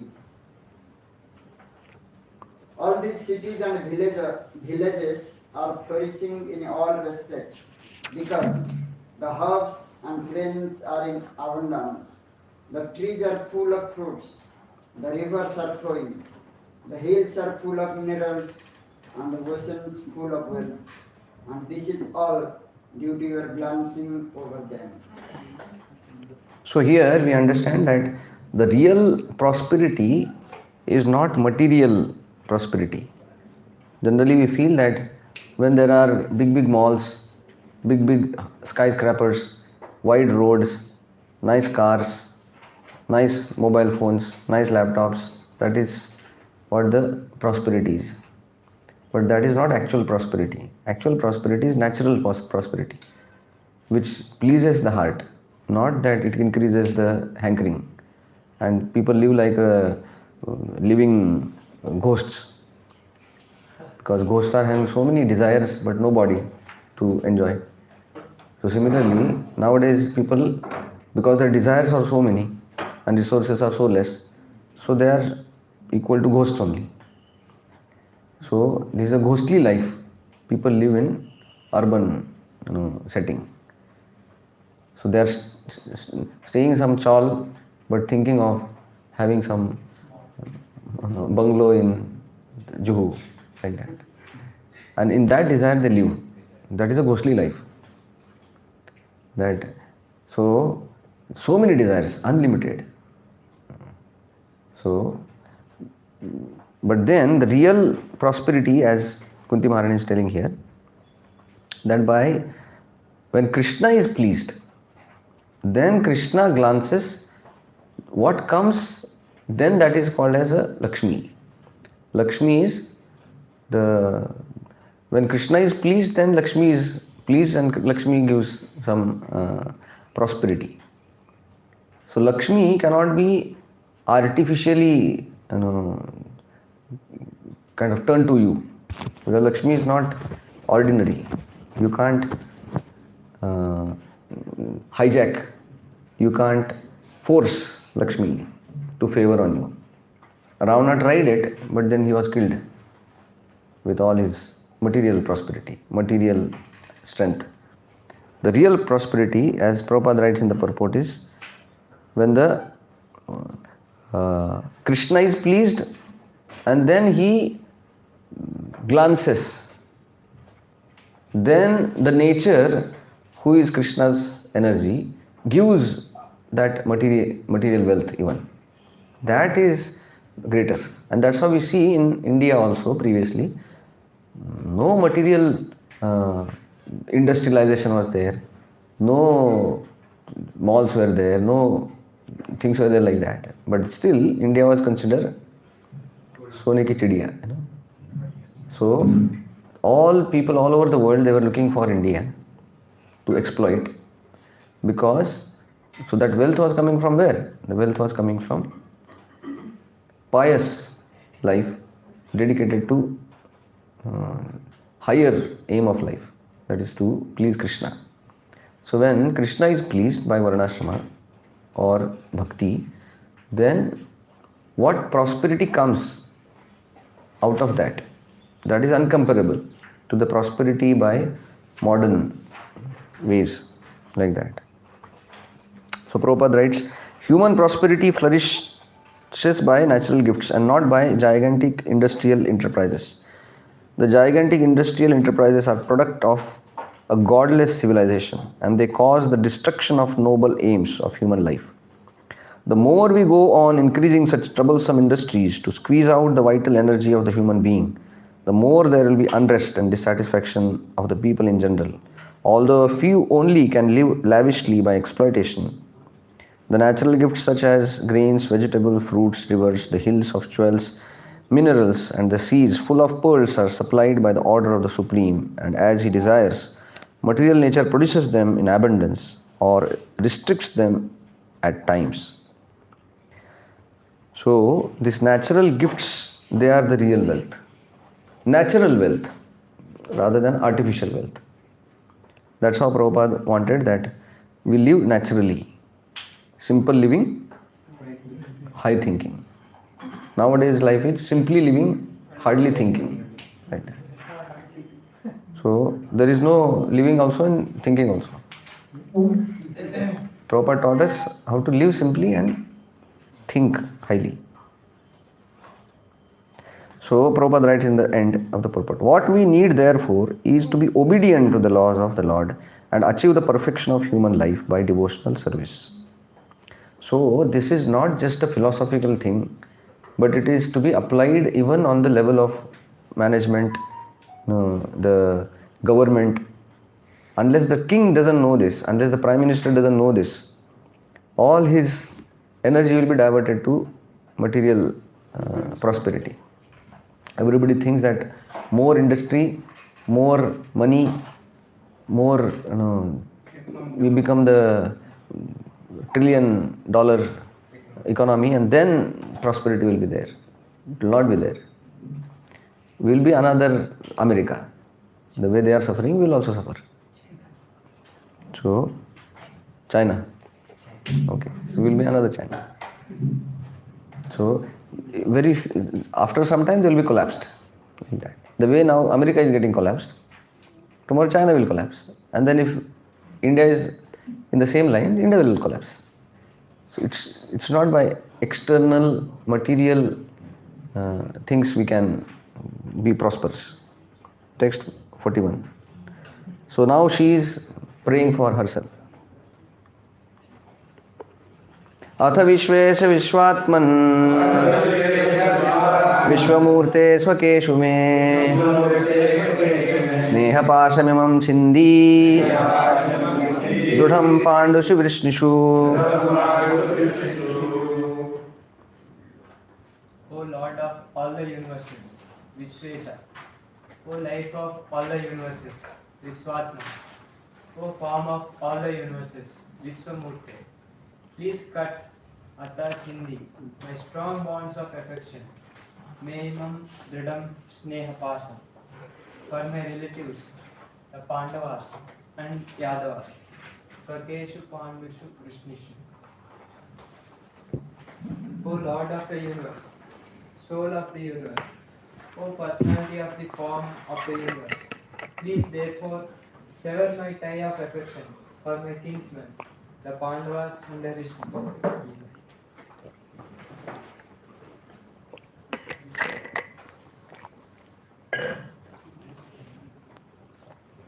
So Kunti Devi is going in different waves, because she is telling that don't go to Dwarka, be here. Pandavas, they need you. But then Kunti is related to both. She is related to Vrishnis also, Yadavas also, and she is related to Pandavas also. So then whom she should prefer? Because they are also her people only, and then this also her people only. So then she is telling that I should not be considering one as mine and then be beneficial. So now she has come to this level. She says that I want to be focused on you, not Pandavas or Vrishnis or like that. I want to fully conscious of you only. So, okay, we are getting little over time. It's okay for everybody? We can go more 15 minutes. Huh?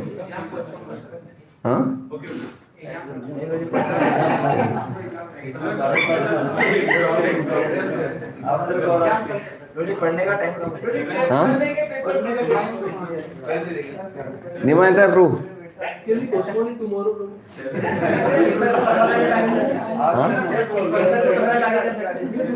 Okay, so whatever we go ahead, paper will be also that much delayed. Very good.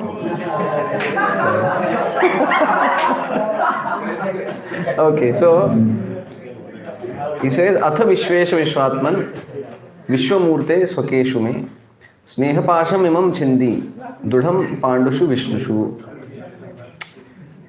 So if you read somebody can read the second paragraph. A pure devotee cuts off the limited ties of affection for his family and widens his activity of devotional service for all forgotten souls.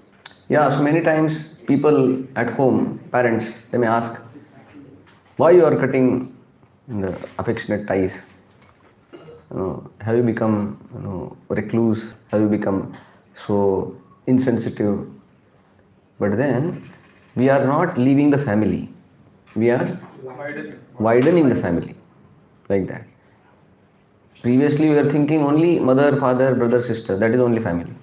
Now we think Vasudhaiva Kutumbakam. The whole world is like my family.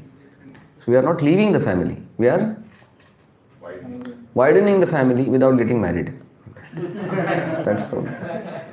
So that is what a pure devotee cuts off the limited ties of affection for his family and widens his activities of devotional service for all forgotten souls. And then typical example is 6 Goswamis, how they gave up everything to take shelter of Krishna. And then Prabhupada writes, to cut off all family affection means to broaden the field of activity. So we are cutting off from family not to become lazy, not to become irresponsible. Not that we don't want to work outside, that's why we want to leave family. No, we want to leave family so that we can take care of bigger family. We want to leave one job so that we can take bigger job. So leaving job is not problem if you are doing another big job, like that. So leaving family is not a problem if you have a bigger family awaiting you.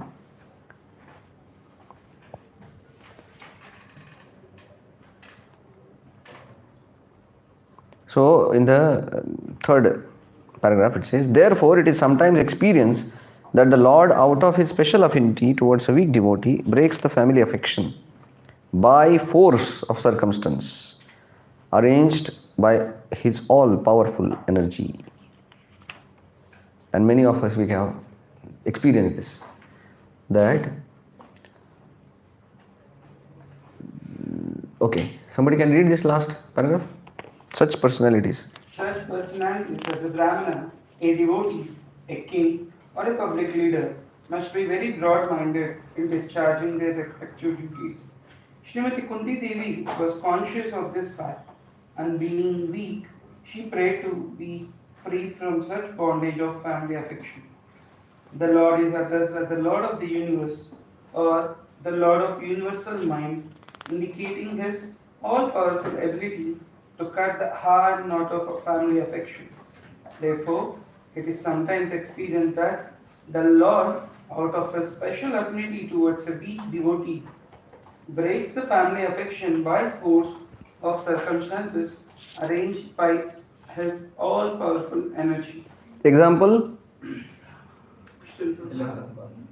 Prabhupada, Narad Muni, Ramanujacharya, Sridhara Swami, like that.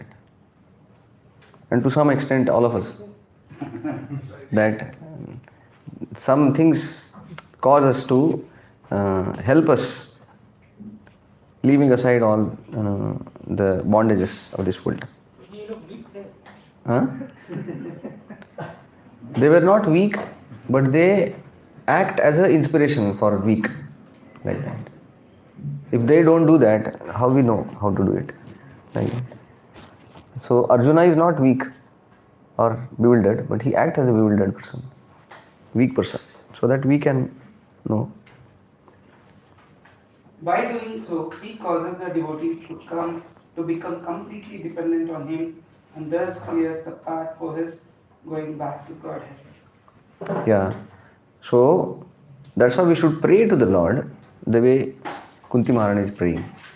That let my affectionate ties, which are keeping me to this world, let it be cut off, so that I can fly in the freedom sky of Krishna consciousness. Yeah, so cutting off the tie is done responsibly, not irresponsibly. Responsibly means taking a responsibility of shouldering the mission of spreading Krishna consciousness. Then only that has some meaning. Otherwise, leaving home and coming and sitting here and eating and sleeping, we will get only sin for not doing our duty, because everybody is supposed to be dutiful.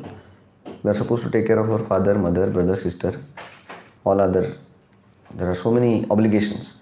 We have given up that obligation, and if we don't do justified endeavor to please Krishna, further Chaitanya Mahaprabhu's mission, we will be incurring sin.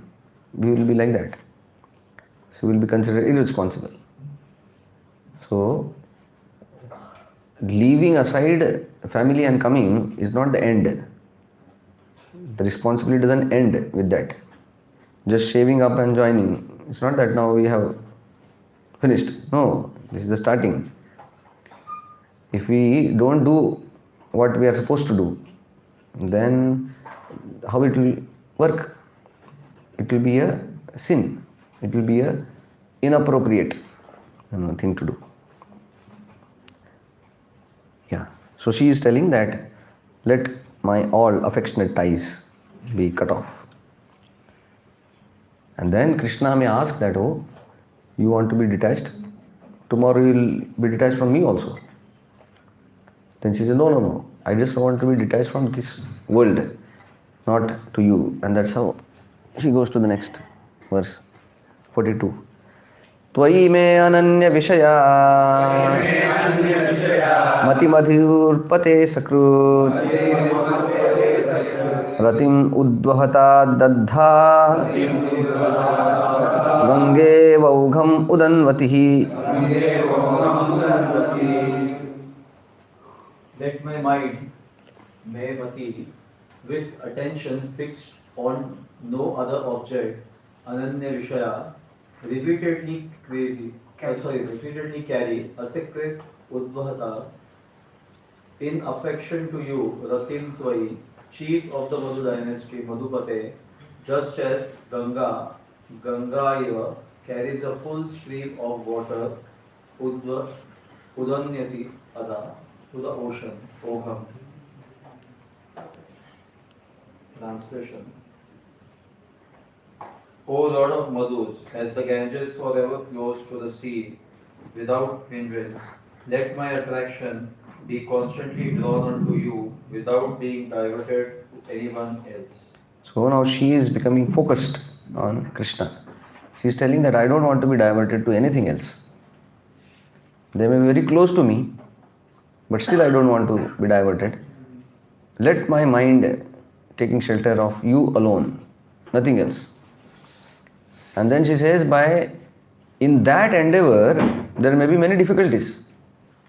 It's not a cakewalk. It's not a rose petal left for somebody who has left the world. No, there will be many difficulties. The way Ganga, when she is flowing towards ocean, there are many difficulties. There are many rocks, there are many mountains, there are many trees coming on the way. But then the Ganga doesn't stop. Either she goes above the rock, side of the rock, under the rock, through the jungle. She just keeps flowing towards the ocean. So similarly, devotee also, when he is fixed, like after cutting off the attachments, not that thing will be like easy. No, there will be so many difficulties. So she says, let my mind be not stopped by so many difficulties and temptations. Let it flow smoothly. That is Adha. Adha means directly. Udvata, overflow. That without any stop or without any going to here, there. It just goes. Purport Prabhupada writes, perfection of pure devotional service is attained when all attention is diverted towards the transcendental loving service of the Lord. At the end of the first purport, Prabhupada writes, the so-called affection of family, society, country, etc. consists of different phases of sense gratification. So, one is called as a concentrated sense gratification, another is called as extended sense gratification. Concentrated sense gratification means I want to be happy. That is concentrated. Extended sense gratification means I want to make those people happy who are connected to me. But then I want to make them happy. Why? Because they are connected to me. I want to make my father and mother happy. Why? Because they are my father and mother. I want to make my brother happy. Why? He is my brother. If somebody else's brother is there, then I have nothing to give and take with that. I want to make sure that my country flourishes. Why? It's my country. So, you may have Desh Bhakti, but that Desh Bhakti is so, everything is, the center is me only. You may say that he is such a great Desh Bhakta. He is not Desh Bhakta, he is no. The pivotal point is me only. Because I am born here in India, I love India. If you love India because Krishna is born here, then it's okay. That's okay. Because here Mayapur is there, Vrindavan is there, then that is very nice. That Desh Bhakti is very nice. Right, na? But then, if you are thinking that because I am Indian, I love India, that is, it's basically extended sense gratification. So similarly, somebody can extend that sense gratification to humanity, universe, vagara. But still it is, pivotal point is I only. So the whole Bhagavad Gita is meant for this. To bring Krishna is bringing Arjuna from that I-centeredness to Krishna-centeredness.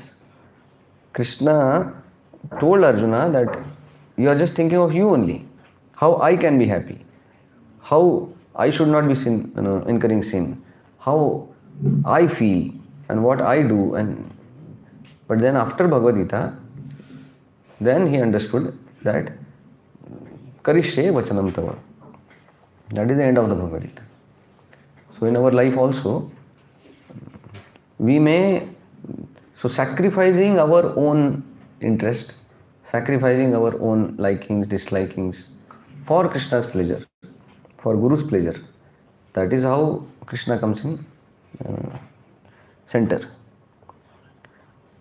Otherwise, on the name of just being a devotee, we can be still self-centered. Just one may leave everything and still be in the material world only. That because I want to be a best devotee. I want to be best preacher. I want to be best singer. I want to be best mridanga player. I want to be best devotee. I want to be the best.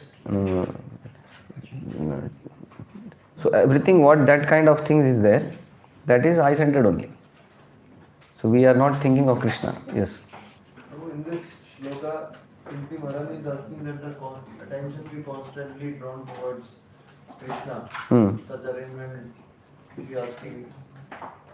So, and then we saw that shloka Vidya Santuda, in which it is remembering again and again. This stage seems to be higher than the remembering again and again stage. And so if we have to attain this, if we pray for this, then that means we have to first pray for that. We cannot skip that thing. Is it so? Yeah, so we don't want distractions so that we can focus on Krishna nicely. And we want distraction if that brings focus. So both are in sync because the goal is same. If we are not on that level of focusing after the distractions, so we don't want that distraction. But that distraction is helping us to take shelter, then that is okay. So like that.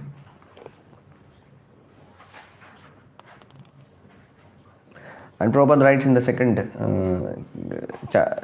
paragraph, last, our attention is usually diverted to the service of something which is non-godly or not in the program of the Lord.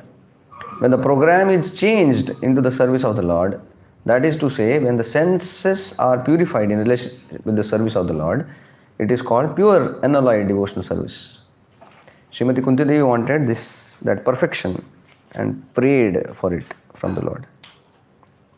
And in the end of the third, Prabhupada writes, when Kunti Devi wanted to cut off the family relations, she meant to cut off the relationship of the skin. The skin relationship is the cause of material bondage, but the relation of the soul is the cause of freedom. This relation to the soul can be established by via medium of the relation with the super soul. So there are two relationships. One is material relationship and there is a spiritual relationship. So we want spiritual relationship, not material relationship. It is not that we don't want relationship. No, not like that. It is not that we don't need any relationship. No, we need relationship. We want relationship, but it has to be in connection with Krishna. And then Prabhupada gives very nice example. Seeing in the darkness is not seeing, but seeing by the light of sun means to see the sun and everything else, which was unseen in the darkness. So, seeing in the darkness is like a material relationship. Spiritual relationship, you can see yourself as the soul, you see Krishna as the super soul, master of everything. And then you understand everything clearly. So like that. Text 43.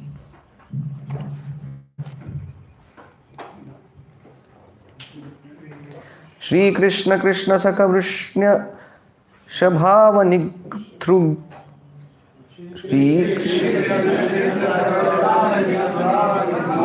Rajanyavam Napavargavirya Govindako Dvijasurar Haravatara Yogeshwara Khila Guru Bhagavan Namaste.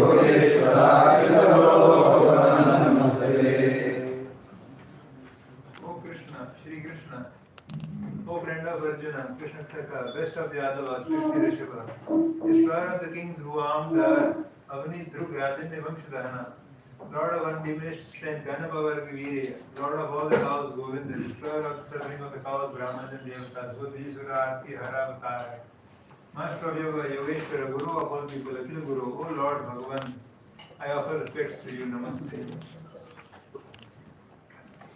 Yeah. O Krishna, O friend of Arjuna, O chief amongst the descendants of Krishna, you are the destroyer of those political parties. For disturbing elements on this earth, your prowess never deteriorates. You are the proprietor of the transcendental abode and you descend to relieve the distress of the cows, the Brahmanas and the devotees. You possess all mystic powers and you are the scepter of the entire universe. You are the mighty God and I offer you my respectful obeisances. This is how Kunti completes and summarizes the prayers. And then amazing reply of Krishna comes in text 44. Suta uvacha pruthayetham kalapadaihi parinuta khilodayah mandam jahasa vaikuntho mohayan niva mayaya. Somebody read. Suta Goswami said, the Lord, thus hearing the prayers of Kunti Devi, composed in choice words for glorification, mildly smiled. That smile was an enchanting as mystic power. Yeah. So after giving such elaborate prayers of Kunti, then Kunti looked at Krishna and Krishna smiled. That was the answer, reciprocation.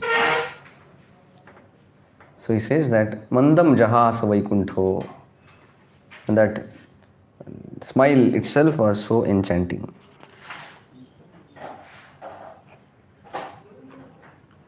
Prabhupada writes in the end, he is satisfied by such prayers as the father is satisfied even by the broken linguistic attempts of the growing child. Some of the acharyas write, then when Krishna was a small kid, crawling on the ground, this was his everyday pastime, that Krishna used to crawl and the ankle belts on his ankles, they used to tinkle, ting, ting, ting, ting, like that. So when Krishna will crawl, he will hear that tinklings and he will be very much attracted. He will look behind and then he will stop and look from where the sound is coming. And he will not understand where it is coming. And then he will again take 1-2 steps and then again the same sound will come. He will look behind and then he will circulate like this. And then all the gopis every day they used to come there to see that pastime. That's how Krishna is attracted to his sound, and then so that was like a festival every day. So one of the acharyas describes that why Krishna is so attracted to that sound. So then he says that because that Nupur has taken shelter of Krishna's lotus feet. So Krishna becomes attracted to any sound coming from somebody who has taken shelter of his lotus feet. And so if the devotee has taken shelter of Krishna's lotus feet and anything whatever he says, Krishna becomes very attracted. You may not pray like Kunti Devi, Namaste Purusham Tvadyam. You may say Hare Krishna, Daya Karo. Krishna will be very pleased. He will stand and look behind who is praying. So that is how Krishna is very merciful. But he doesn't look at. Huh? But he doesn't look at the people. But he appreciates. And because it is pleasing to him, we get the benefit. Like that. Okay, text 45. Tam badhamityupamantriya pravishya gajasahvayam striyascha swapuram yasyan premna radnya nivaritaha. Thus accepting the prayers of Srimati Kunti Devi, the Lord subsequently informed other ladies of his departure by entering the palace of Hastinapur. But upon preparing to leave, he was stopped by King Yudhishthira, who implored him lovingly. Yeah, so you can see that now he has already mounted the chariot. All the packing is done. All the luggage is there on the chariot. Huh? Gaadi book ho gaya. And now king is coming, he says, thoda ruk jao abhi. And then Krishna can say that, baad mein aata hu, abhi janta hu. No, Krishna says that, okay, if you feel like that, I'll stay. So it appears that Krishna is not independent. He is like completely under his own devotees. So Prabhupada writes in the purport, last line, he is fully independent in all his dealings, but he voluntarily accepts obligations by the loving affections of his pure devotees. Yeah, text 46. व्यासाद्यैरीश्वरे हाज्ञै कृष्णेनाद्भुतकर्मणा प्रबोधितोऽपिता हास्यैर् नाबुध्यत शुचार्पितः.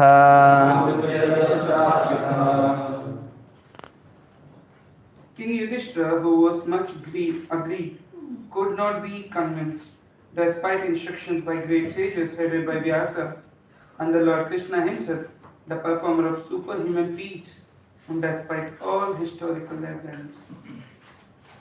Yeah. So, this is called as Krishnena Adbhuta Karmana. What is Krishna's Adbhuta Karmana? That Yudhishthir Maharaj was depressed. Why? Yeah, he was thinking that I am the cause of all this massacre. So many people were killed because of me. And he was very depressed. And who tried? Vyasa Adihi. Krishna himself also. So everybody tried and nothing worked. And then Krishna made it work through Bhishma Deva. So that was his plan. Yudhishthir was tried upon by Vyasadeva. Nothing happened. Vyasadeva could convince the whole universe by his writing, but he couldn't convince Yudhishthir Maharaj. Krishna himself tried to convince Yudhishthir Maharaj. Yudhishthir Maharaj didn't get convinced. So that means externally Krishna was telling him some convincing word, and inside Paramatma was telling, don't get convinced. Keep quiet. Like that. So that is Krishna's Adbhuta Karmana. Why? Because he wanted to glorify Bhishma Deva, who was lying there on the bed of arrows, like that. So that means we never know what thing will work, like that. Sometimes we feel that if I give this class, these devotees will become devotees. No, Krishna has different plans. So, because Krishna can inspire them through anybody, whoever he makes his instrument, like that. So, we should not be so attached that I have taken birth with great responsibility to deliver so many conditioned souls, like that. So, that's not like that. Because 3 sannyasis went to London. For what? Delivering them. London. Didn't happen. And then Prabhupada didn't go personally. Prabhupada chose 3 couples, just recently married, and they were very Bhakti Shastri, Bhakti Vaibhav. No. They were very new, very just few months old. They didn't know how to play Kartal, how to sing Hare Krishna. Prabhupada took 3 days of camp for them and then told them how to do and then sent them off. But then Krishna had that plan that with Shyam Sundar Prabhu, who was just a few months old, this were Gurudas Prabhu and Mukunda. And then something miraculous happened, which even 3 sannyasis of Bhaktisiddhanta Saraswati Thakur couldn't do. So that shows that Krishnena Adbhuta Karmana, that anything can happen through anybody. We should not think that aise hi hoga ye. No, because if Krishna empowers anything, anybody can do anywhere, like that.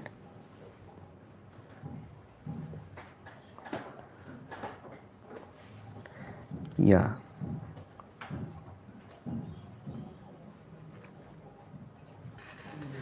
Okay.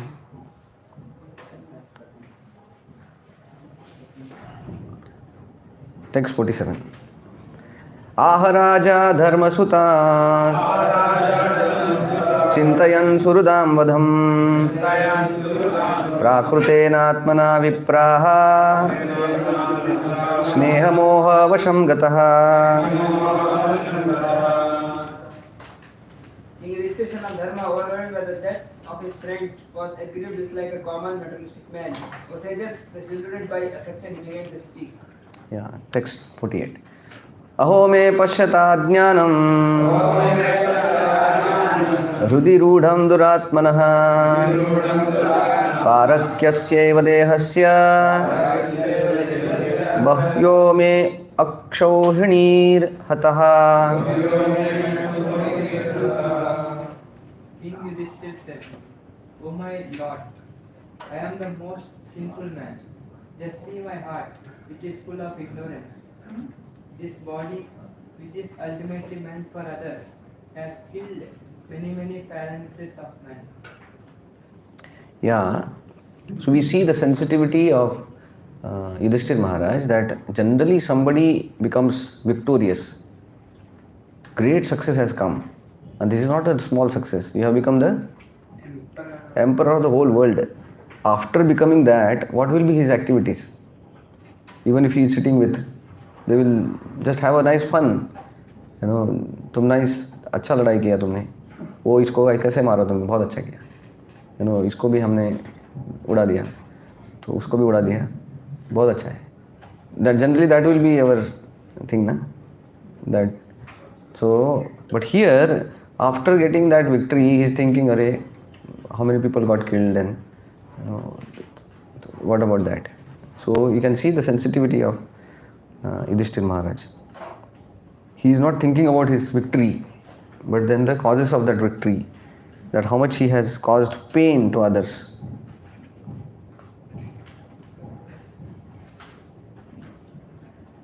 So he is thinking that, okay, text 49. बालद्विज सुरन्मित्र पितृभ्रातृ गुरुद्रुहः न मे स्यान्निरयान् मोक्षो ह्यपि वर्षायुतायुतैः. I have seen many boys, Brahmana, well-wishers, friends, parents, preceptors and brothers. Though I live millions of years, I will not be relieved from the hell that awaits me for all this sin. Yeah. So he was thinking that I caused so much damage to the society. Text 50. Nano राज्ञः प्रजा भर्तुर् धर्मयुद्धे वधोद्विषाम् इति main बोधाय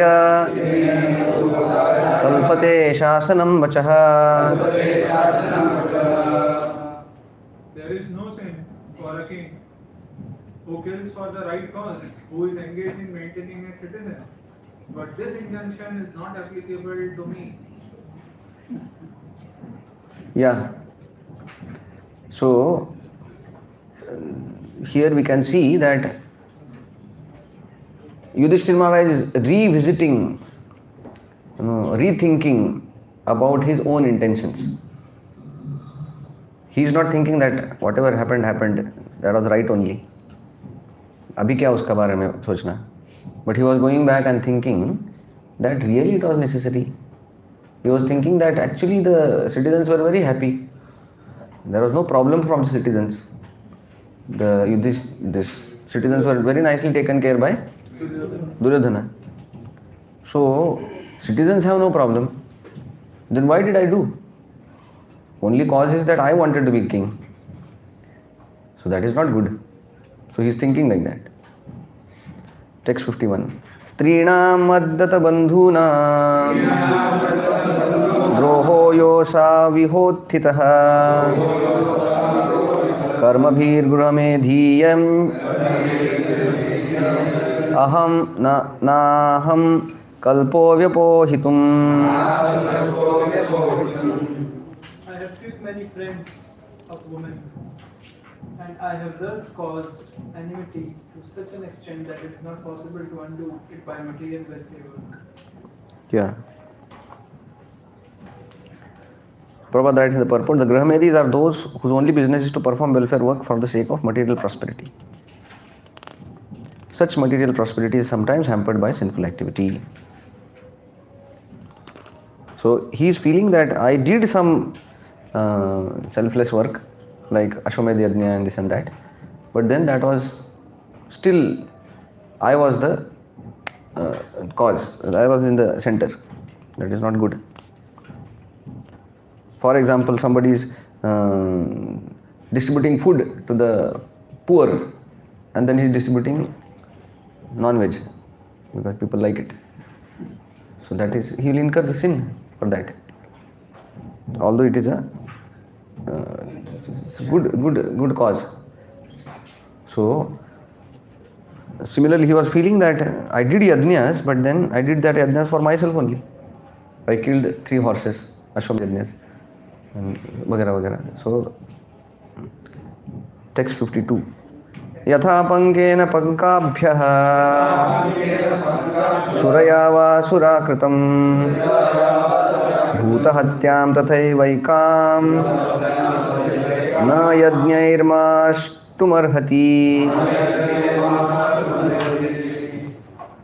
As it is not possible to filter muddy water through mud or purify a wine tainted pot with wine, it is not possible to counteract the killing of men by sacrificial animals. Yeah, so he said that even if I now do yajna and this and that, it's not going to be. How can I counteract one sin by another sin? So that's how he feels that my sin cannot be counteracted by anything else. I have done great mistake. That was the lamentation of Yudhishthira Maharaj. Hare Krishna.